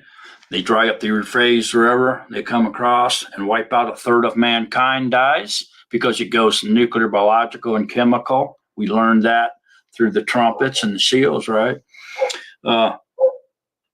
Well, this, when after World War III, there's going to be such devastation and chaos and carnage that third of mankind, man, gonna die. I mean, it's crazy. We can't even fathom. You cannot fathom that right now. You can't. And when that happens, it's going to be such a mess, carnage and devastation everywhere, okay, that these world leaders, these 10, along with the anti-Mashiach, they come on the scene the same time as the behemoth, okay, for 1 hour. All right, so that 1 hour is metaphoric, okay? It doesn't mean one literal hour here. This just means, in this instance, 1 hour means in a short time period, for just a little while, okay? Not one literal hour, okay? And so after World War III, these 10 horns, these 10 sovereigns, along with the anti-Mashiach, come together and split the world up into 10 kingdoms. Remember, a third of mankind has died. That's a hard thing to understand, but believe me, that's just something we cannot even imagine right now. And so these kings come with the anti, divide the world up into 10 kingdoms, and they take over their kingdoms, the Antichrist comes up and says, no, I'm taking these 3 kingdoms. And he takes those 3, takes control of that, which leaves 7 separate kingdoms. And it's kind of ironic. There's 7 continents too, right? Think about that. And then now, all of a sudden, they're controlling the world. And they're saying, this ain't going to happen anymore. We're taking control.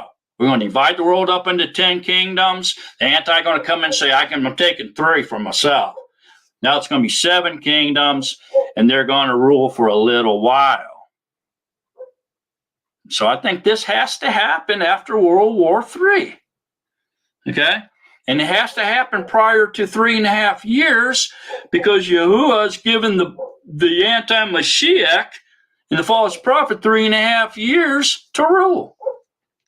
So he can't be cutting into them 3.5 years. The only thing that cuts into their 3.5 years is Yahusha cutting the days short by 45 days for the sake of the elect. For if he didn't, no flesh would be delivered.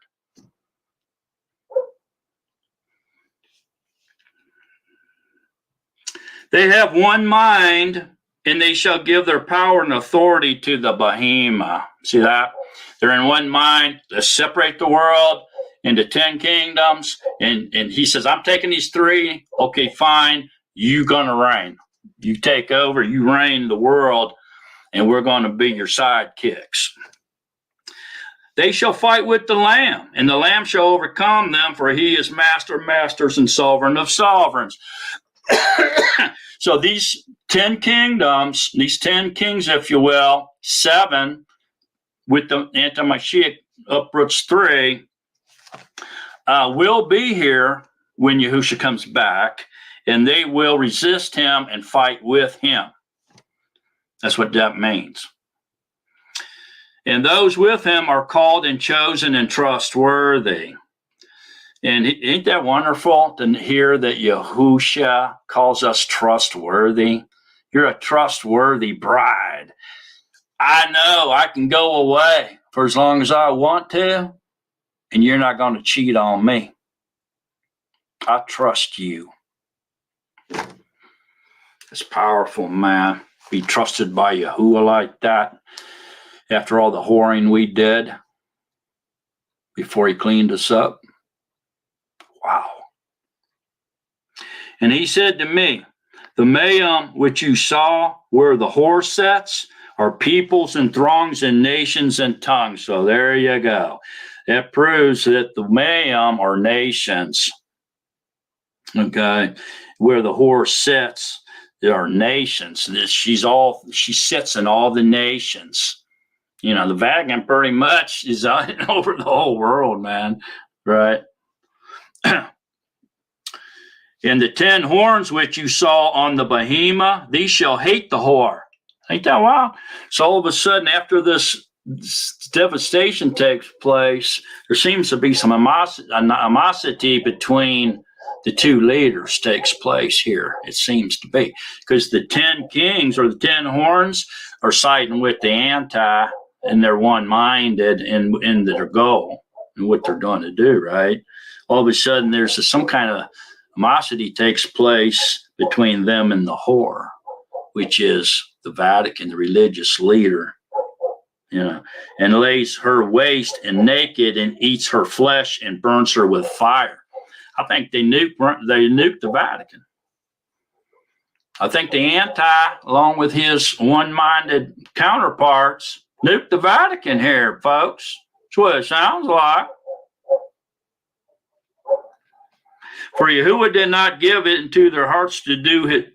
He did give it into their hearts to do his mind, to do his will, to be one mind, and to give their reign to the Behemoth. So see, they're on the side of the anti-Mashiach for sure.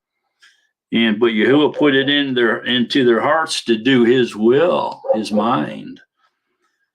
Unto the words of Yahuwah shall be, until the words of Yahuwah, the prophecies of Yahuwah, if you will, shall be accomplished. It could also be the words of Yahuwah, could be the entire scriptures, right? For sure. But I think this is referring to his prophecies in his word.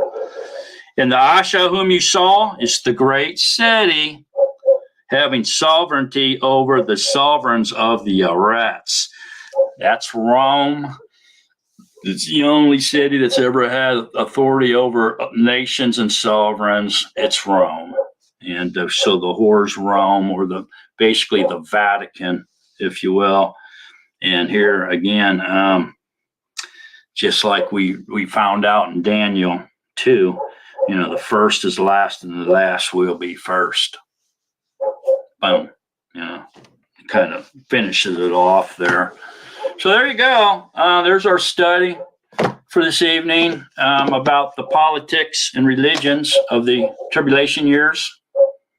And I think we all can start seeing it happening, because I got a few notes here, so I'm not just flying off here, seeing my pants. But the basically, what we have going on, folks, is this: Yisrael was reborn, if you will, in 1948.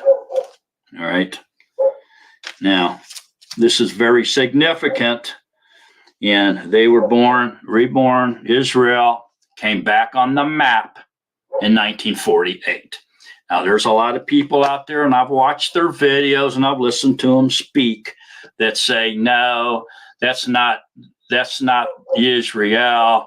Those are imposters that just went over and taken over, and that's not the real Hebrew over there. But I got some news for you. They have been doing DNA testing now on people. And in Israel right now, they are forming a third temple. They have it built off-site in pieces and prefab. They can erect it very quickly if they want to. They have all the furniture, the utilities, and everything else made for the priestly duties. And they've got it over there already. They're training Levites. And what they're doing through DNA testing is they are finding the line of Aaron, who are the only ones that can be the priests, do the ceremonies and stuff. They have a lot of people right now that's going through this training and this restrictions, weeding them out. And through DNA, they know that they go back to Aaron's line. And they're being trained to take over the priestly duties right now. So if they can find Aaron's DNA in these folks that are over there right now, in this reborn Yisrael, then that's proof that they are, in fact, the Hebrews that came from there, at least through the line of Aaron. And they saying that they can also take and do DNA on everybody else and find out the other ones that came out of the line of the Levites, not necessarily Aaron's line to be the priest, but to be the servants who did all the work in the temple, like cleaning, stuff like that. Ushering, cleaning, whatever other duties that was being performed up there. And they lived out into the fields, into the cities that were made for the Levites, because they didn't have any inheritance. Okay, so they can find them too. And so they're proving that these people are really Hebrews, man, that were scattered and went back in 1948. So that's amazing stuff. The Sanhedrin has an underground chamber where they meet in, right under the Temple Mount. And so all this stuff is being prepared over there for them to take over and do what they were doing, to resume their what they're supposed to do. And Scripture even mentions that the line of Aaron, the Levites, is going to go on and it's not going to end. It's everlasting. He promised David that, King David. And we know it's going to go through Yahusha, right? Through Melchizedek and everything. And we're going to talk about that next week, matter of fact. So I'm not going to get too far ahead on that. But anyway, that's all going on over there right now. But the point I want to make here is, I just want to get that out of the way. The Israel was reborn, the fig tree blossomed in 1948. At the same time, unknowingly to most people, so was the Holy Roman Empire. Remember, Hashatan and the Roman Empire battled against Yahusha on his first coming, right? Yeah, they did. Shaitan was there. His throne was there. In the Holy Roman Empire, at the Vatican. And the throne of Hashatan is still in the Vatican, in the Vatican Hall, where the Pope speaks to his the public and his people, right there in that hall. Look at the throne he sits on. They call it the throne of Satan. So anyway, also, this is what most people don't know this. In 1948, the EU, the WEU, or the WU, Western European Union, or the Western Union, that's what they first called it, was born that same year, 1948. And that's in prophecy. That's prophesied to happen, that both of them would be born again at the same time. Right? Hashatan and the Roman Empire against Yahusha. They both participated. Now, the Holy Roman Empire, Hashatan, the anti-Mashiach, Yahusha's return, they're going to battle again right over there in Israel again. And so the prophecy was that both of these, Yisrael and the Roman Empire, would be born again the same time.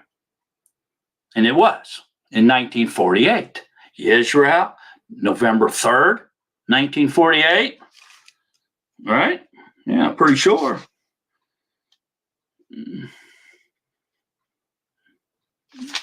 Yeah. Israel, May 14th, 1948. The WU, which is what turned into the WEU and got absorbed up and is now the European Union, was born March 17th, 1948. Same year. Wow, huh? So there you go. And that is now got absorbed up into, and all its affiliations have been caught up and changed to the WEU as they kept adding treaties and treaties and treaties. And then they took that and it got absorbed up in the European Union, got hidden in there.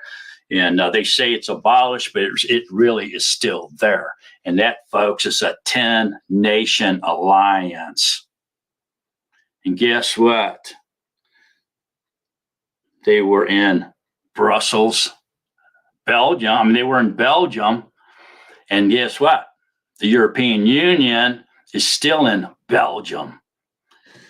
So these WUs, they were born in 1948, the same time Israel was, is Belgium. Belgium's huge. That's where that Tower of Babel was. They put the European Union there in Belgium, Brussels, Belgium, and they built their headquarters to model after the Tower of Babel. Babylon. The first will be last, and last will be first. It's there right now, erected. Go visit. They'll let you in there and you can walk around and visit it. You can see all their statues too. Belgium, France, which is the Franks, which is really Germans. Germany, Greece, Italy, Luxembourg, Netherlands, Portugal, Spain, and the United Kingdom. That's 10. That's 10, folks. And within those 10, 2 of the 4 avatars are on there: Germany the leopard and United Kingdom, the lion is represented here.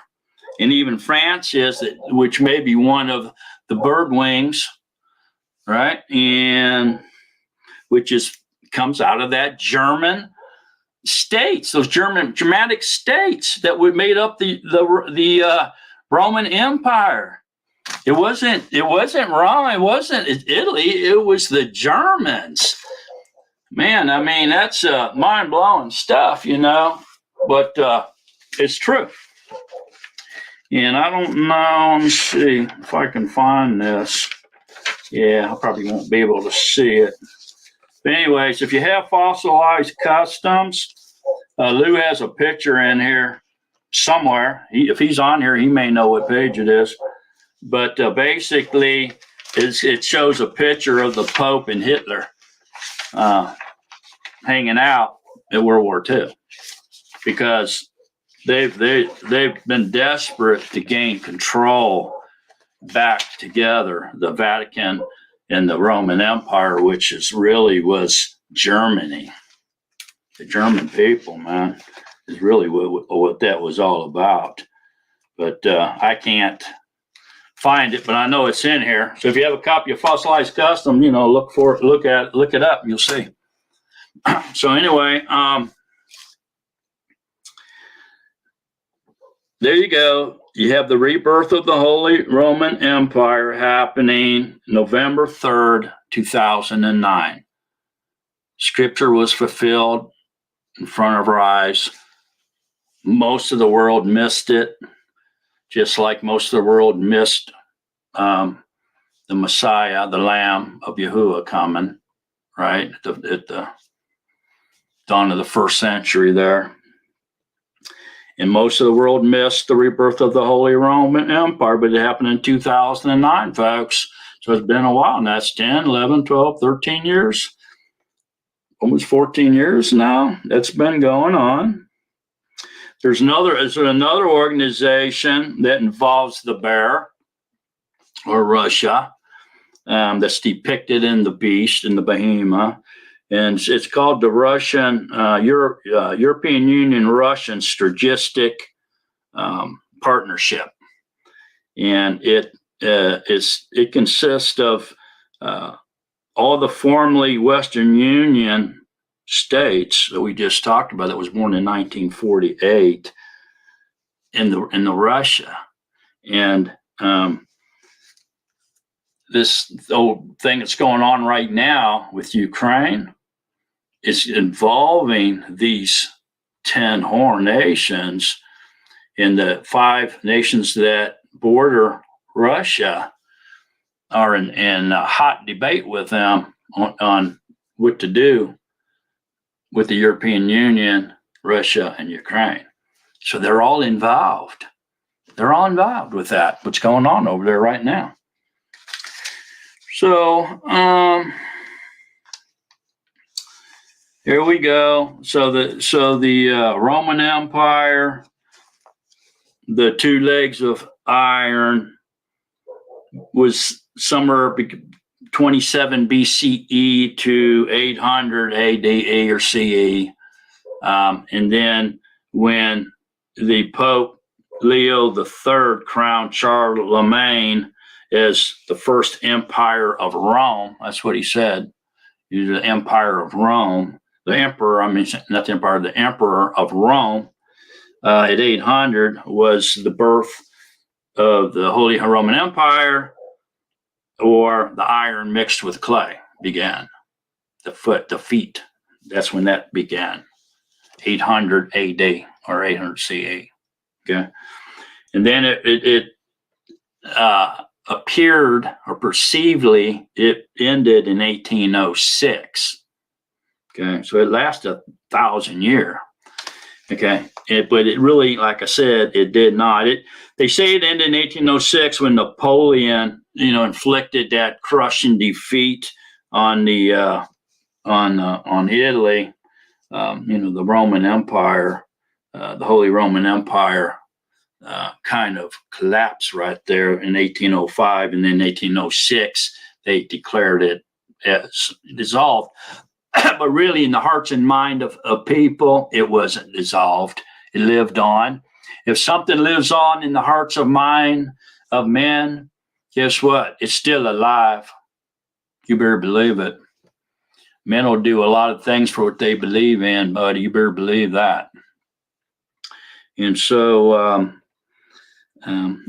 it went on then up into, November. November 3rd, 2009, when they actually ratified the Treaty of the European Union, and the Holy Roman Empire was reborn in our time, right there and then. So, looking back at our timepiece, we're sifting through, right?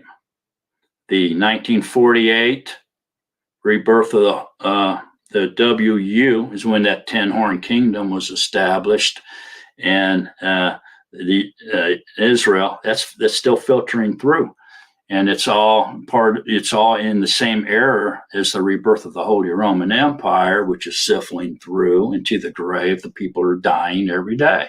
More sand, more dust passed through that timepiece every single day, right? And so we're getting closer and closer and closer to the 10 toes or the 10 horns, all right, which is going to begin the reign of the anti-Mashiach and the false prophet. 3.5 years later, here comes Yahusha back and smashes all the men's kingdoms and governments and religions to pieces, crushes them all. They're like shaft in the wind. They blow away, never to return. They're gone. And Yahusha's reign lasts forever. So there you go. I mean, we're close, folks. Really close. Closer than I think most people really, truly understand, really. So there it is. That's where we find ourselves. It's a great time to be alive. And I pray every day to be alive and see his return. I want to see him coming back. The eastern sky, right? Riding a white horse with his mirage of messengers, resurrect the dead, change the living, give them immortality, be caught up with him in the clouds as he's coming back down on the Mount of Olives to fight for Israel at the end of the Battle of Armageddon, the climax of the tribulation years, Battle of Armageddon. Wow. Good stuff. All right, I'm going to open up now, and let me do this real quick. Let me share screen if I can. I want to show y'all something real quick, and I'll open this up. All right, here we go. Yeah, here we go. Yeah, we got it going on now. Okay, see this right here? This is mind-blowing. What this is this statue, I believe, is the one outside of the European Union, if I ain't mistaken, in Brussels, Belgium. And if you notice, you see this beast and the whore riding the beast is what this depicts. And it's stand alone to this statue. See this pole? There's a pole, and then there looks like a big pearl on top there. So what this is literally depicting, to those who do not understand, is just Europa. By the way, Europa is one of the wives of Zeus, okay? And so it's basically a nasty deal. It's saying that Europe is under the spell of paganism. It represents Europe. I mean, really, it's crazy stuff. But if you notice, that beast isn't anything like the beast we just read about, but it is mixed. So it's a cult beast. It's hidden. The true meaning of this sculpture is hidden to the public's eye. So the beast, the body is a bull. Notice the hooves. They're hooves of a horse. And then the antlers looks like more like some kind of a Capricorn type looking antlers, like an antelope type looking deal. Maybe reindeer, if you will, but more like an antelope. And ears of a deer, the face nozzle, the face of a deer, but the nose of a bull. And so it's mixed. It's a mixed beast. And it's got 4 different beasts in it, but they're not the beast depicted in what we just read. So it's a secret sculpture of what we just read, but it's hidden. Means the same thing. It's a 4 avatar beast. And the whore is riding on the back. Okay, so there you go. The religious leader and the governmental leader outside of the Tower of Babel, which is the European Union headquarters in Brussels, Belgium. Now, that little deal to the side that's looks like a big rod coming up, and it looks like the pearl on there. What that is supposed to be the sun, and Tammuz flying into the sun, right, along with his mother there that he married. But what that really is that pearl is us. That's a pearl of great value. Look how big it is, and it's a single pearl. That's who the Satan hates. He comes back with great wrath. He hates the body of Yahusha.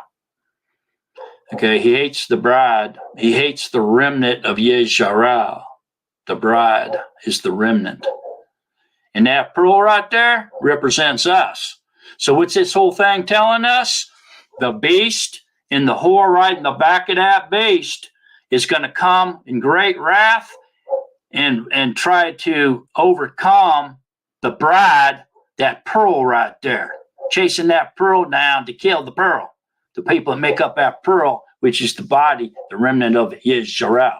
That's what this statue is depicting.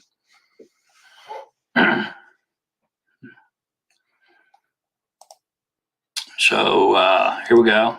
Here's another one. This is in New York City. They did put this up not too long ago.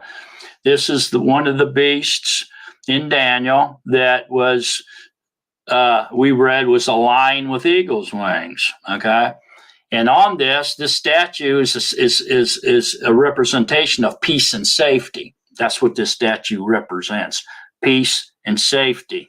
Which the scripture says when they say peace and safety, sudden destruction comes upon them.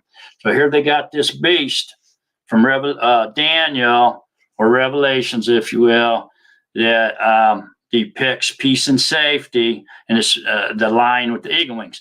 But here again, they're hiding it, because notice that the lion isn't a lion. It looks more like a leopard, right? And so here it looks more like a leopard. And so they're trying to hide the true meaning of this sculpture. But what this is really telling us, the people with insight, is we're very, very close to the beast, the formation of the end time behemoth. The beast is what this is really telling us, but it's hidden. That's why they're making it look like a leopard with eagle wings instead of a lion. So it says peace and safety. So we know that means sudden destruction. It's coming soon. What sudden destruction? A black swan event, folks. World War III. And out of the ashes of World War III is going to come up the anti-Mashiach with his 10-nation kingdom and his 10 kings on upward 3. Take those over, so they're going to be 7. And then they're going after that great pearl, the pearl of great price. Us. They're coming after you. You don't believe it? Read Revelations. It says that underneath the altar are a bunch of people with white robes that was beheaded for their testimony of Yahusha, in white robes with a palm branch in their hand, asking Yahuwah, when you going to revenge us?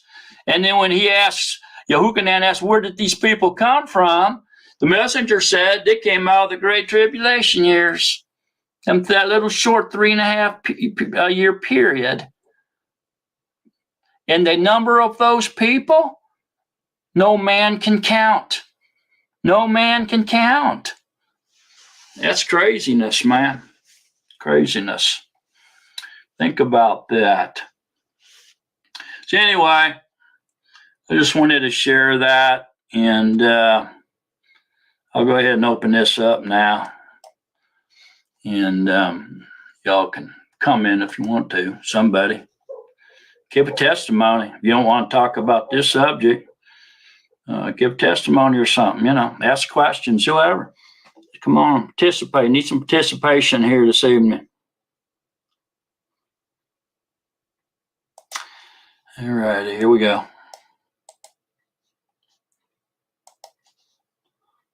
I hope y'all got as much out of that as I did when I was researching it. And it goes on and on. It gets a lot deeper. I just really don't have the time it would take me 4 or 5 hours to explain it all, but it's amazing. Yeah, I realize that there's people, a lot of people that admit or at least believe that we're in the end times, but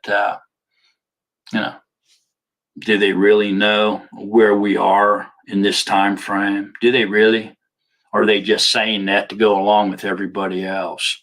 But us Nazarene, we know because we've studied and we've read scripture, we've talked about it, we've communicated with each other, and Yahushua has given us great insight to understand these matters in these end times, these tribulation years.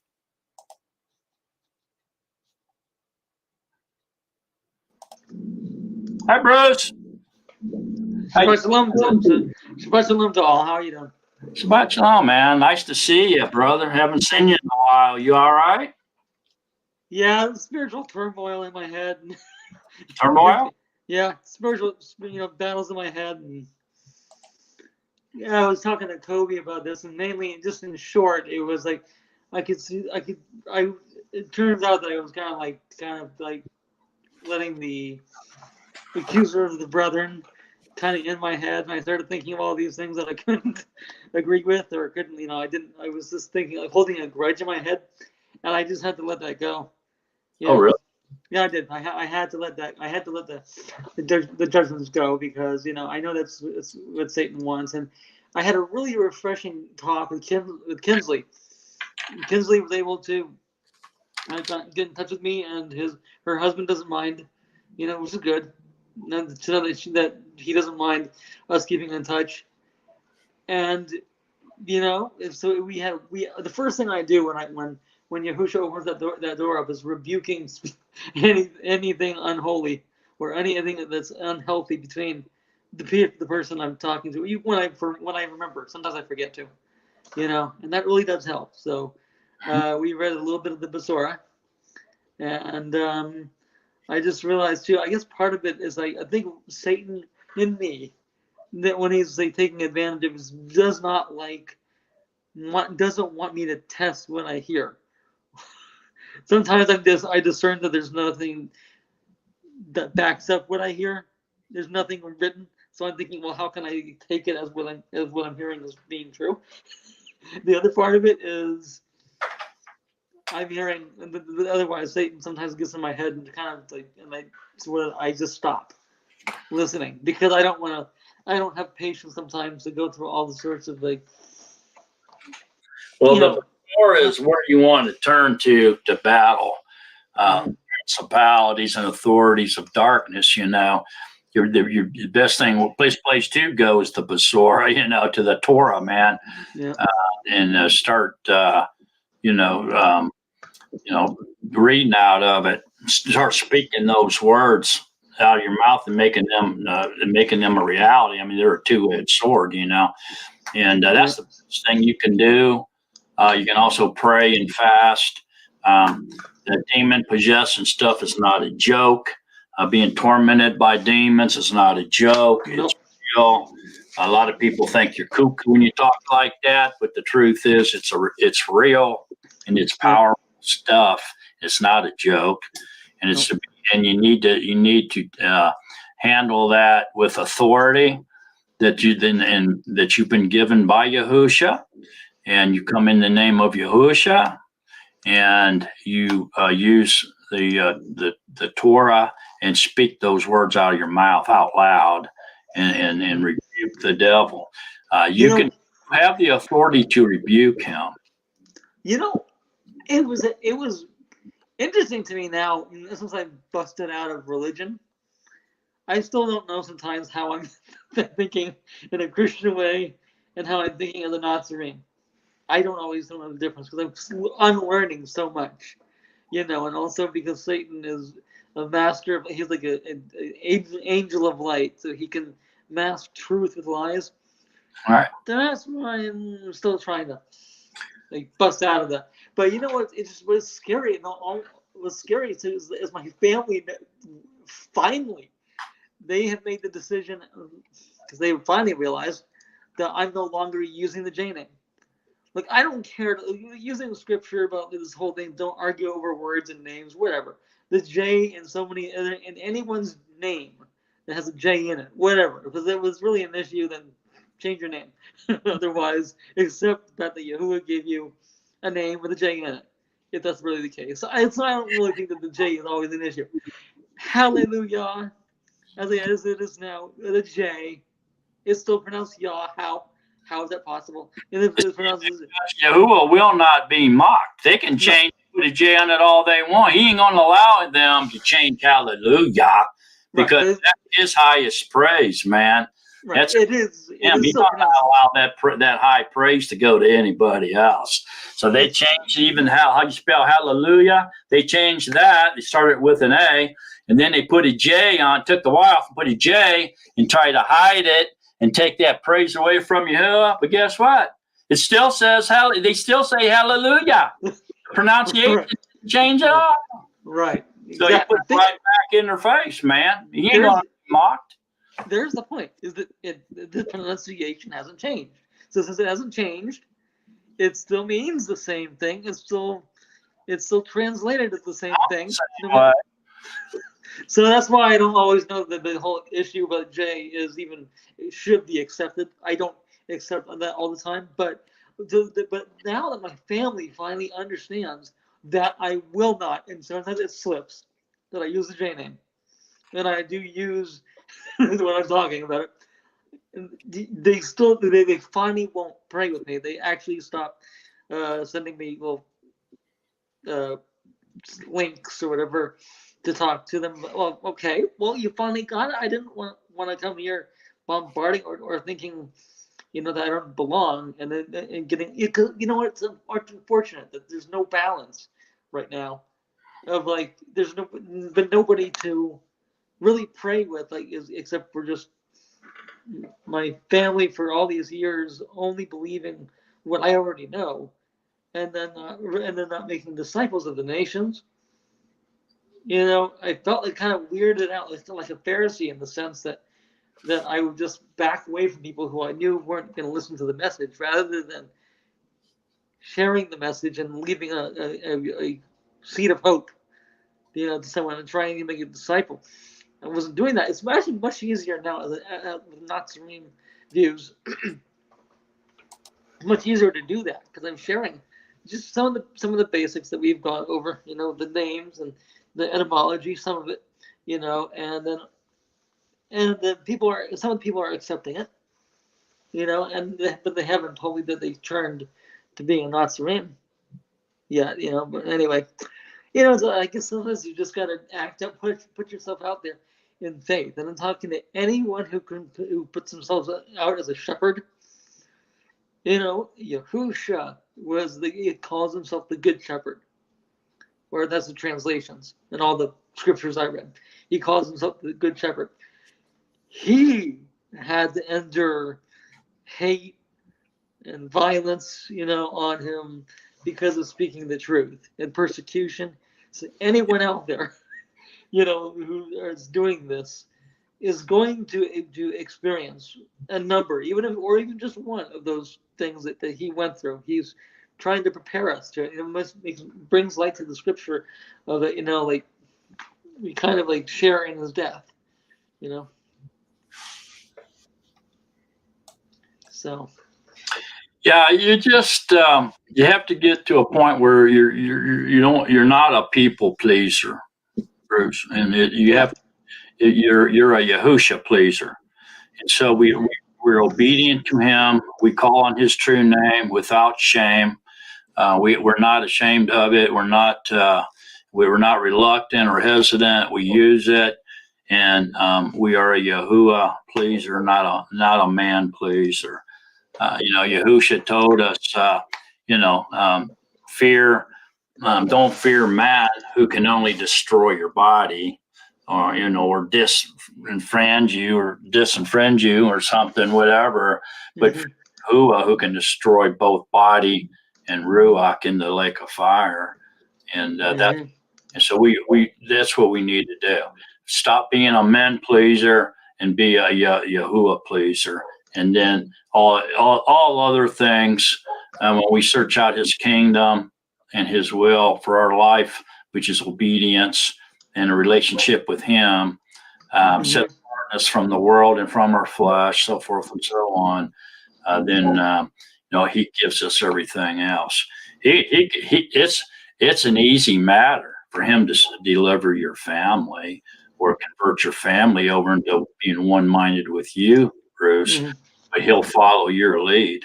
You have to give yourself to him completely and totally, and honor him, and be a Yahuwah pleaser, and then he'll do he knows the secrets of your heart, and he'll grant you the secrets of your heart once you mature to the point where you can discern evil and good, and he will bless you with everything else exceedingly. If it's his will to do so, he'll do it. If he sees that you still need to be refined, he may not. He may continue to refine you, and he does that with all of us. And so I think you have to make that decision, and it's a hard decision, but once you make it, don't look back. Don't look back, man. Just keep going. I remember I guess that was the reason I started thinking of the scripture of a man who looks back, who puts his hands to the plow, but looks back will not get what he pays for. And then also I think in Isaiah where it says that your iniquities or sins have turned his face away, and he will, or his ear away from from his people that whose sins are that deep. So it's about, when that happens, it's about repenting, and to be honest, by category, anything that was considered fair, even Steven, whatever, when it came to violence or action or whatever that appeals to today's world, it's unlimited to that. But I still thought to myself, well, then what am I doing here? The man who likes violence, that Yahuwah hates the man who likes violence. So I was just kind of intrigued, or just took it as okay, but then other things turned me off, and that's no excuse, because I know that he hates, because if he hates all kinds, then I shouldn't even be wondering about it. I shouldn't even be watching any kind and then commenting on what I saw, because the answer is it means I can't justify anything like that. In fact, so that's why I'm just backing. I'm gonna just back away forever from watching football, and because I just realized too, like slow mo. If you look at slow mo in sports, it's kind of sickening to me, because it sends in a whole host of demons that actually will make you gratify image of the person, or make you just intrigued about what you're watching, and that's and I just remember I used to think as a kid it was kind of kind of funny or kind of like interesting. But now I just think it's scary how people like in sports or even in boxing or football have hit their heads so hard. Even in professional wrestling, occasionally people will come out and talk about how they get bruised because they're on the road for over 300 days a year. They can land and get bruised a little bit, but they also have to be a good overactor. However, there's a lot of people talking about how they've hurt themselves, and to see that on like slow motion, it's almost like it's like a train wreck that you don't want to watch, but you still watch it anyway. That by doing that, it sends a whole host of demons that want to glorify in some way everything that you're watching, whether it has to do with image or it has to do with like you're confused. It almost borderline humanism, really. Yahusha kind of brought me out of that and woke me up to it one day when I was watching football, and I was probably one of the biggest sports guys around, and I had a sports memorabilia collection that was mind blowing, very valuable, and I was there one day watching it, and I was rooting and everything, and all of a sudden, this was before I even knew Yahuwah. And all of a sudden, coming in my mind, this thought was, have you ever cheered and clapped and jumped up and down and got excited over Yahusha? At that time, I said to J-Man, as you do these sport figures. And the answer came to my mind, no. And then so another thought came to mind, don't ever worship and cheer for a man more than you do the Creator. And so now, if I still watch football games and sports from time to time, not a lot, but I do. And when I do, I sit there nice and calm and just enjoy the sport, and rather than get hyped up over the players. See what I'm saying? And so I like to say, yay, love you, Yahuwah, give him steam and just be quiet when I'm watching sports, enjoying the sport, but not going crazy over something a player does, because Yahuwah really gave him that athletical ability, came from Yahuwah. If you want to do anything, thank you, Yahuwah, for giving him that athletic ability so that I can enjoy watching him play this sport. Give you a stand to Yahuwah, man. But look at this. Here's a picture of the faces saluting their Caesar in Rome in 1938. The Germans here, this is Adolf Hitler, Mussolini, the inner circle, the henchmen, it's the Third Reich trying to bring back the Holy Roman Empire as well. And this is what I was trying to say. That's page 119. And then on page 120, this is what I was looking for before. See how all of a sudden not going in there. See, there it is. So here's the Roman beast at that top picture there, the very top one. That's Hitler with the Pope. See, Hitler on the left, the Pope on the right. Yep. You see it? Kind of, but I see some of it. At the very top one. Mm-hmm. There's Hitler in the middle. There's the Pope. Oh, I see it now. Yeah. On the right. Okay. See, so that shows you right there that they were in cahoots, and what they're doing is they're desperate to get control, and what they want to get control of is the beast. They want to bring back this. See, the clergy had the number one tier, and they lost it. Here's the nobility, the laity, and then the mainstream media. And most of you have seen this flowchart of mine, but the clergy, there's 4,300 religions on the planet, represented by the white horse and the green horse, Catholicism, Christianity, and Islam's the green horse, spirit of Islam. And the nobility, they're desperate to get back to control. They've been trying to do it for ever since they lost it. And then the nobility, there's 16 type governments on the planet, and the two main ones are the black horse, capitalism, and the red horse, communism. Then on the third tier are the laity or the common folk. Mm-hmm. There's 6,800 languages to keep them confused with, and they're striving for power and position and possessions, the lust of the world, and they're desperately trying to move up to the upper tiers out of the mud pit.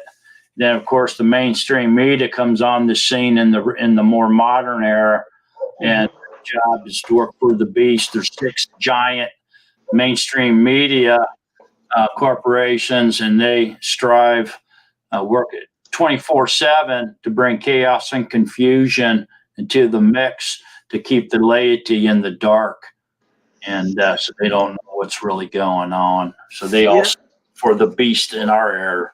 So that's what's going on with that picture I just showed you with Hitler and the Pope.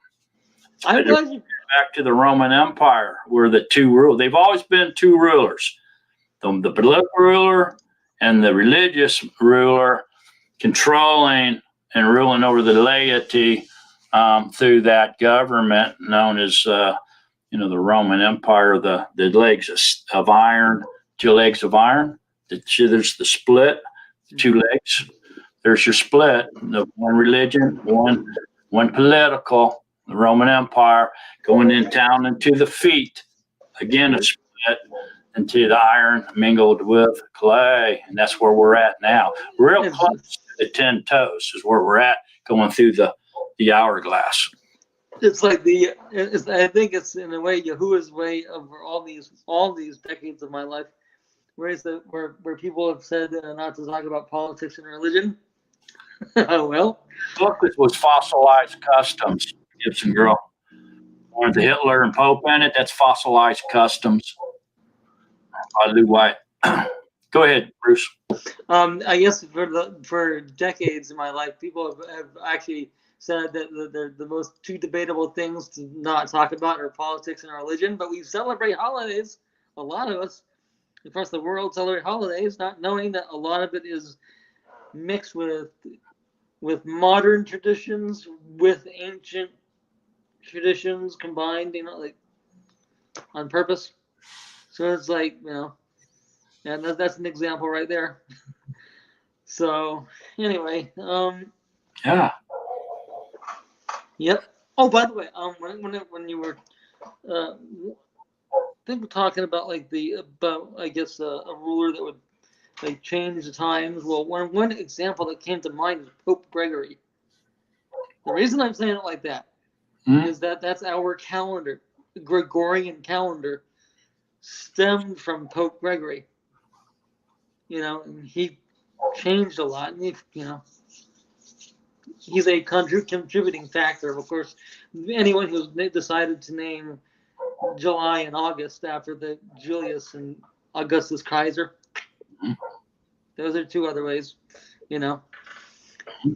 So anyway, these are definitely some things to just do some studying on, and to reveal to people, And then the other thing I remember wanted to share is that I tried to expose bit by bit, but nobody's reading it right now. Nobody wants to see it right now. Is the letters of the beast, and how, because it was written Greek, and each letter or symbol sometimes by itself translates to a word or a name, and it has a number to it. So the X in Christmas, dare I say, because I don't know how else to say it, that X in, and looking at a group of the symbols with their value numbers, the X is 600. Is where we're looking at a number and a title, and the symbol all at once. And a lot of people don't want to see that yet. They don't want to see how we are saying, the Antichrist's name and I don't think it's a mistake. I don't know that they're right across from each other. So if people would, I think that's why I think it's really important to know how to read and understand Greek, considering that that's how a lot of it was. But and another thing to pass on to people, if they're if they're sure that the J name was even accurate, all I can think the furthest I can go back to is Acts, when Paul says that when he was blinded, that he heard. It was one of those times that he repeated the story. Then he had said that he had heard in the Hebrew language what Yahuwah told him. There's an answer right there in the Hebrew language, and in the Hebrew language, it's a root language, so you're not going to find any words or names from any other land. That should be the biggest giveaway, and also that everyone else across the world, all the Gentiles of the world who believe, are to be grafted in, which means that we share in the name Nazarene, or branches, in that sense, because Yahusha was quoting Isaiah. These are just some future topics to put out there, that. So. Interesting. I just my mind works thinks in a lot of patterns sometimes, or it's just things I haven't really been able to share with people yet, like I have a new worker that I talk with, and that he wanted to get to know me, a new ILS worker, a life support, like living specialist, and he wanted to know a little bit about me, and I showed him the Basora a little bit and shared like the names. Yahuwah, Yahusha, and Nazarene. This is as far as I got, but he didn't have time to go into discussions beyond that, So. I hear you, man. But here's what I want to just I want to praise Yahusha before I forget on this one. I had an infected foot from. I'm just used to like keeping warm and keeping my socks on at night, but just. Laying low and keeping my socks off, my feet healed up, and I had all this stuff to put on my feet that Yahuwah never had me put on from the doctor, but he healed me, so it's like yes. Hallelujah. So. Anyway, but the last thing he put on my mind that I'm really glad, I'm not sorry for that I've done it before, but I never did it all the way, is reading the entire scriptures. Even before I even heard of Basora and Nazarene or whatever, I really enjoyed going into the scriptures, and seeing and reading as much as I could, especially the scriptures that have the cross references. Lure Phyllis, if you're listening, but either one of you. Just an idea I think would help, because a lot of people like to study, is to make a Basora, Yahuwah willing, that lists the cross references, for scriptures, because that's an effective way of realizing how scriptures complement each other, Yeah. Yeah, you can also take the BYNV and you can use it with the Strongs or any other type of coordinates like that, and you can look that up and get the cross references out of that too, or use another English translation to do it if you want to. Sometimes they don't even make sense, though. I noticed. I mean, some of them give you a parallel understanding, and some don't. But yeah, I mean, the scripture. There's nothing new under the sun. Almost everything in that Nazarene writings is in the Tanakh, and most everything in the Tanakh is in the Nazarene writings. They're definitely a continuation of each other. There's no separation or divide in the word of Yahuwah. There's no division there. It's a flow. It's just confirmation of what's already been written. Really, it's fulfilled prophecy. That's what Nazarene writings really is. It fulfills a lot of the prophecies in the Tanakh. That's all it really is. There ain't such thing as an old, new anything. That's just verbiage put in there by the councils of the uninformed. They don't know any better. And they had a different agenda, Bruce. They were trying to create a universal religion, and this is why they did that, to try to control the minds of the people to believe and act accordingly to what their agenda was. That's why they injected that terminology that doesn't really belong there. So, Also, go ahead. so, Yeah, go ahead. Okay. Another thing going on that I just can't wrap my head around is the scripture about like how one of the key pointers about the end times is that people will deny marriage. And I'm in this situation as unfortunate, and it's a hell in my head that I kind of border being in love and out of love with one person who's already like out of a long distance relationship, has feelings for somebody else who's not trustworthy and not stable all the time. Yeah. But lives with a conservator. I'm saying this without naming names. On purpose, because I'm thinking to myself, how do you go through that and tell somebody this is not going to work as long as that person has a conservator pulling all the string? And they know how I feel. And I'm trying not to put myself out there and force them into the decision of yes, they'll be my girlfriend and then, or be out of my life. That doesn't work because it's through a program for people with disabilities, and it's now broken up between people who are needy, like those who need more help, and then those who are independent. And I'm in the independent with my friends. So I hate this little war in my head, I get a feeling that when that happens, when relationships start, right. it's almost like that most of the people who have that approach want them and nobody else, whoever it is that they're interested in, and nobody else. But I feel like I'm kind of like crammed because feeling the demons of one person while having feelings for somebody else who doesn't have the same for me. It's just like, I just wanted to. I don't really know very many scriptures about that, but it's just like how do I talk about this?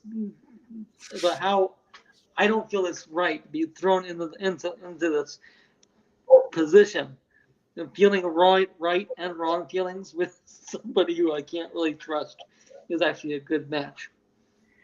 Yeah, I don't know a whole lot about it, bro. I mean, I'm not one to be asking about girls, But I mean, knowing that that the guy has a conservator, I'm thinking that was he told who he is allowed to? Is he even allowed to be told who to date? Like, is that part of like a matchmaking way? What I can really say about it, Bruce, is that Scripture tells us to not be unevenly yoked. Right. You know what I'm saying? Yep. I would focus on that. You don't want to be unyoked. In other words, you don't want to go out with a pagan or a Satanist. You know what I'm saying? Mm-hmm. Would be unevenly yoked. And matter of fact, I wouldn't even suggest going out with a Christian person that's not willing to hear your views on who Yahuwah is and what his name is, and in other words, they reject the truth. That would be leaving you yoked. If they accept the truth when you're talking to them, or at least have some kind of interest in it, where they're talking back and asking questions and having a nice conversation about it with an open mind, then at least that person has potential to be evenly yoked. But someone that's not that yoked at all is definitely a turnoff, because Scripture tells us not to be unevenly yoked, brother. So that's all. I got to get off, but I love you, man. I'm glad you came back on. Yeah. And I'll see you next week. All right. And you're always welcome here, Bruce. You're very I know. well appreciated and loved here. Yeah, I just want you to know that. Oh And yeah, I had to actually, I deliberately backed off because of I felt like my attitude was like judgmental, and I was wondering if it was a spiritual thing or because I was feeling everybody's demons, in some way. And yes, I was in some way, but then also but I didn't know how to deal with it. And also, but I also have to realize too that when focused on Yahuwah, man. That's well, just focused on Yahuwah. yeah, and that's what he had me do. So to realize that it was really the accuser of the brethren. Even if I point out things that are like kind of like that create division, that's what Satan. That's what Satan wants, and that's why I had to take a back seat. Stay focused on people's flesh because he knows there's sin that's saturated in that flesh, and the flesh is easy to see, and the sins are easy to see. So that's where he wants your focus. He don't want you focusing on the spiritual or the new creature. You're not supposed to recognize a brother or sister in the flesh anymore. You're not commanded not to. You can only recognize the new creature in Yahuwah. Came from you, the spiritual being that was born from above. No longer can you recognize your brothers and sisters in the flesh. That's why Satan wants you to, because that can discourage you very quickly if you look at somebody in the flesh instead of the spirit. So you got to worship in the Ruach, in the truth. You have to walk in the Ruach and live in the Ruach, and don't focus on anybody's flesh, man, because that's no longer them. That person's long gone. You just focus on the Ruach in them, Yahusha, and you'll be good to go. If you resist the devil, he has to flee. Okay? Yeah. But I got to get off of here now. All right. Thanks for coming on, brother. I'll see you next week. And as a reminder for everyone, Zoom at noon tomorrow on NazareneLife.com, 12 o'clock p.m. Eastern Standard Time. And we'll be talking about, we'll be learning about the parable of the fig tree. So I hope to see a lot of you there. And it's a really great study. And you're going to really like it. You're going to be blessed for attending tomorrow's Zoom at noon for sure. And so thanks for the ones that have signed up on NazareneLife.com and are able to come on. If you still haven't, you can't on the Shabbat, no buying and selling. You're going to have to wait till the Shabbat's over and sign up, and then you can come on next week then on NazareneLife.com on Zoom at noon and come in there and have a conversation with us. That's basically what we're doing. Is we're just as a body, we're united and we're talking. Letting the Ruach talk through us, and we're increasing in the knowledge of Yahuwah, and that's how we're conducting it, and it's working out very well. Most people that's been on there can tell you it's a lot of fun, and we get a lot out of those Zoom at noon meetings. So other than that, thank you all for coming on this evening. Thanks for the participation in the chat room. Thank you, Brother Bruce, for coming on the live stream. I really appreciate that. And I encourage more of you to do so. And I just want to say, remember to stay in love with Yahushua HaMashiach. So long, beloved of Yahuwah. So long, Nazarene. See ya tomorrow at noon.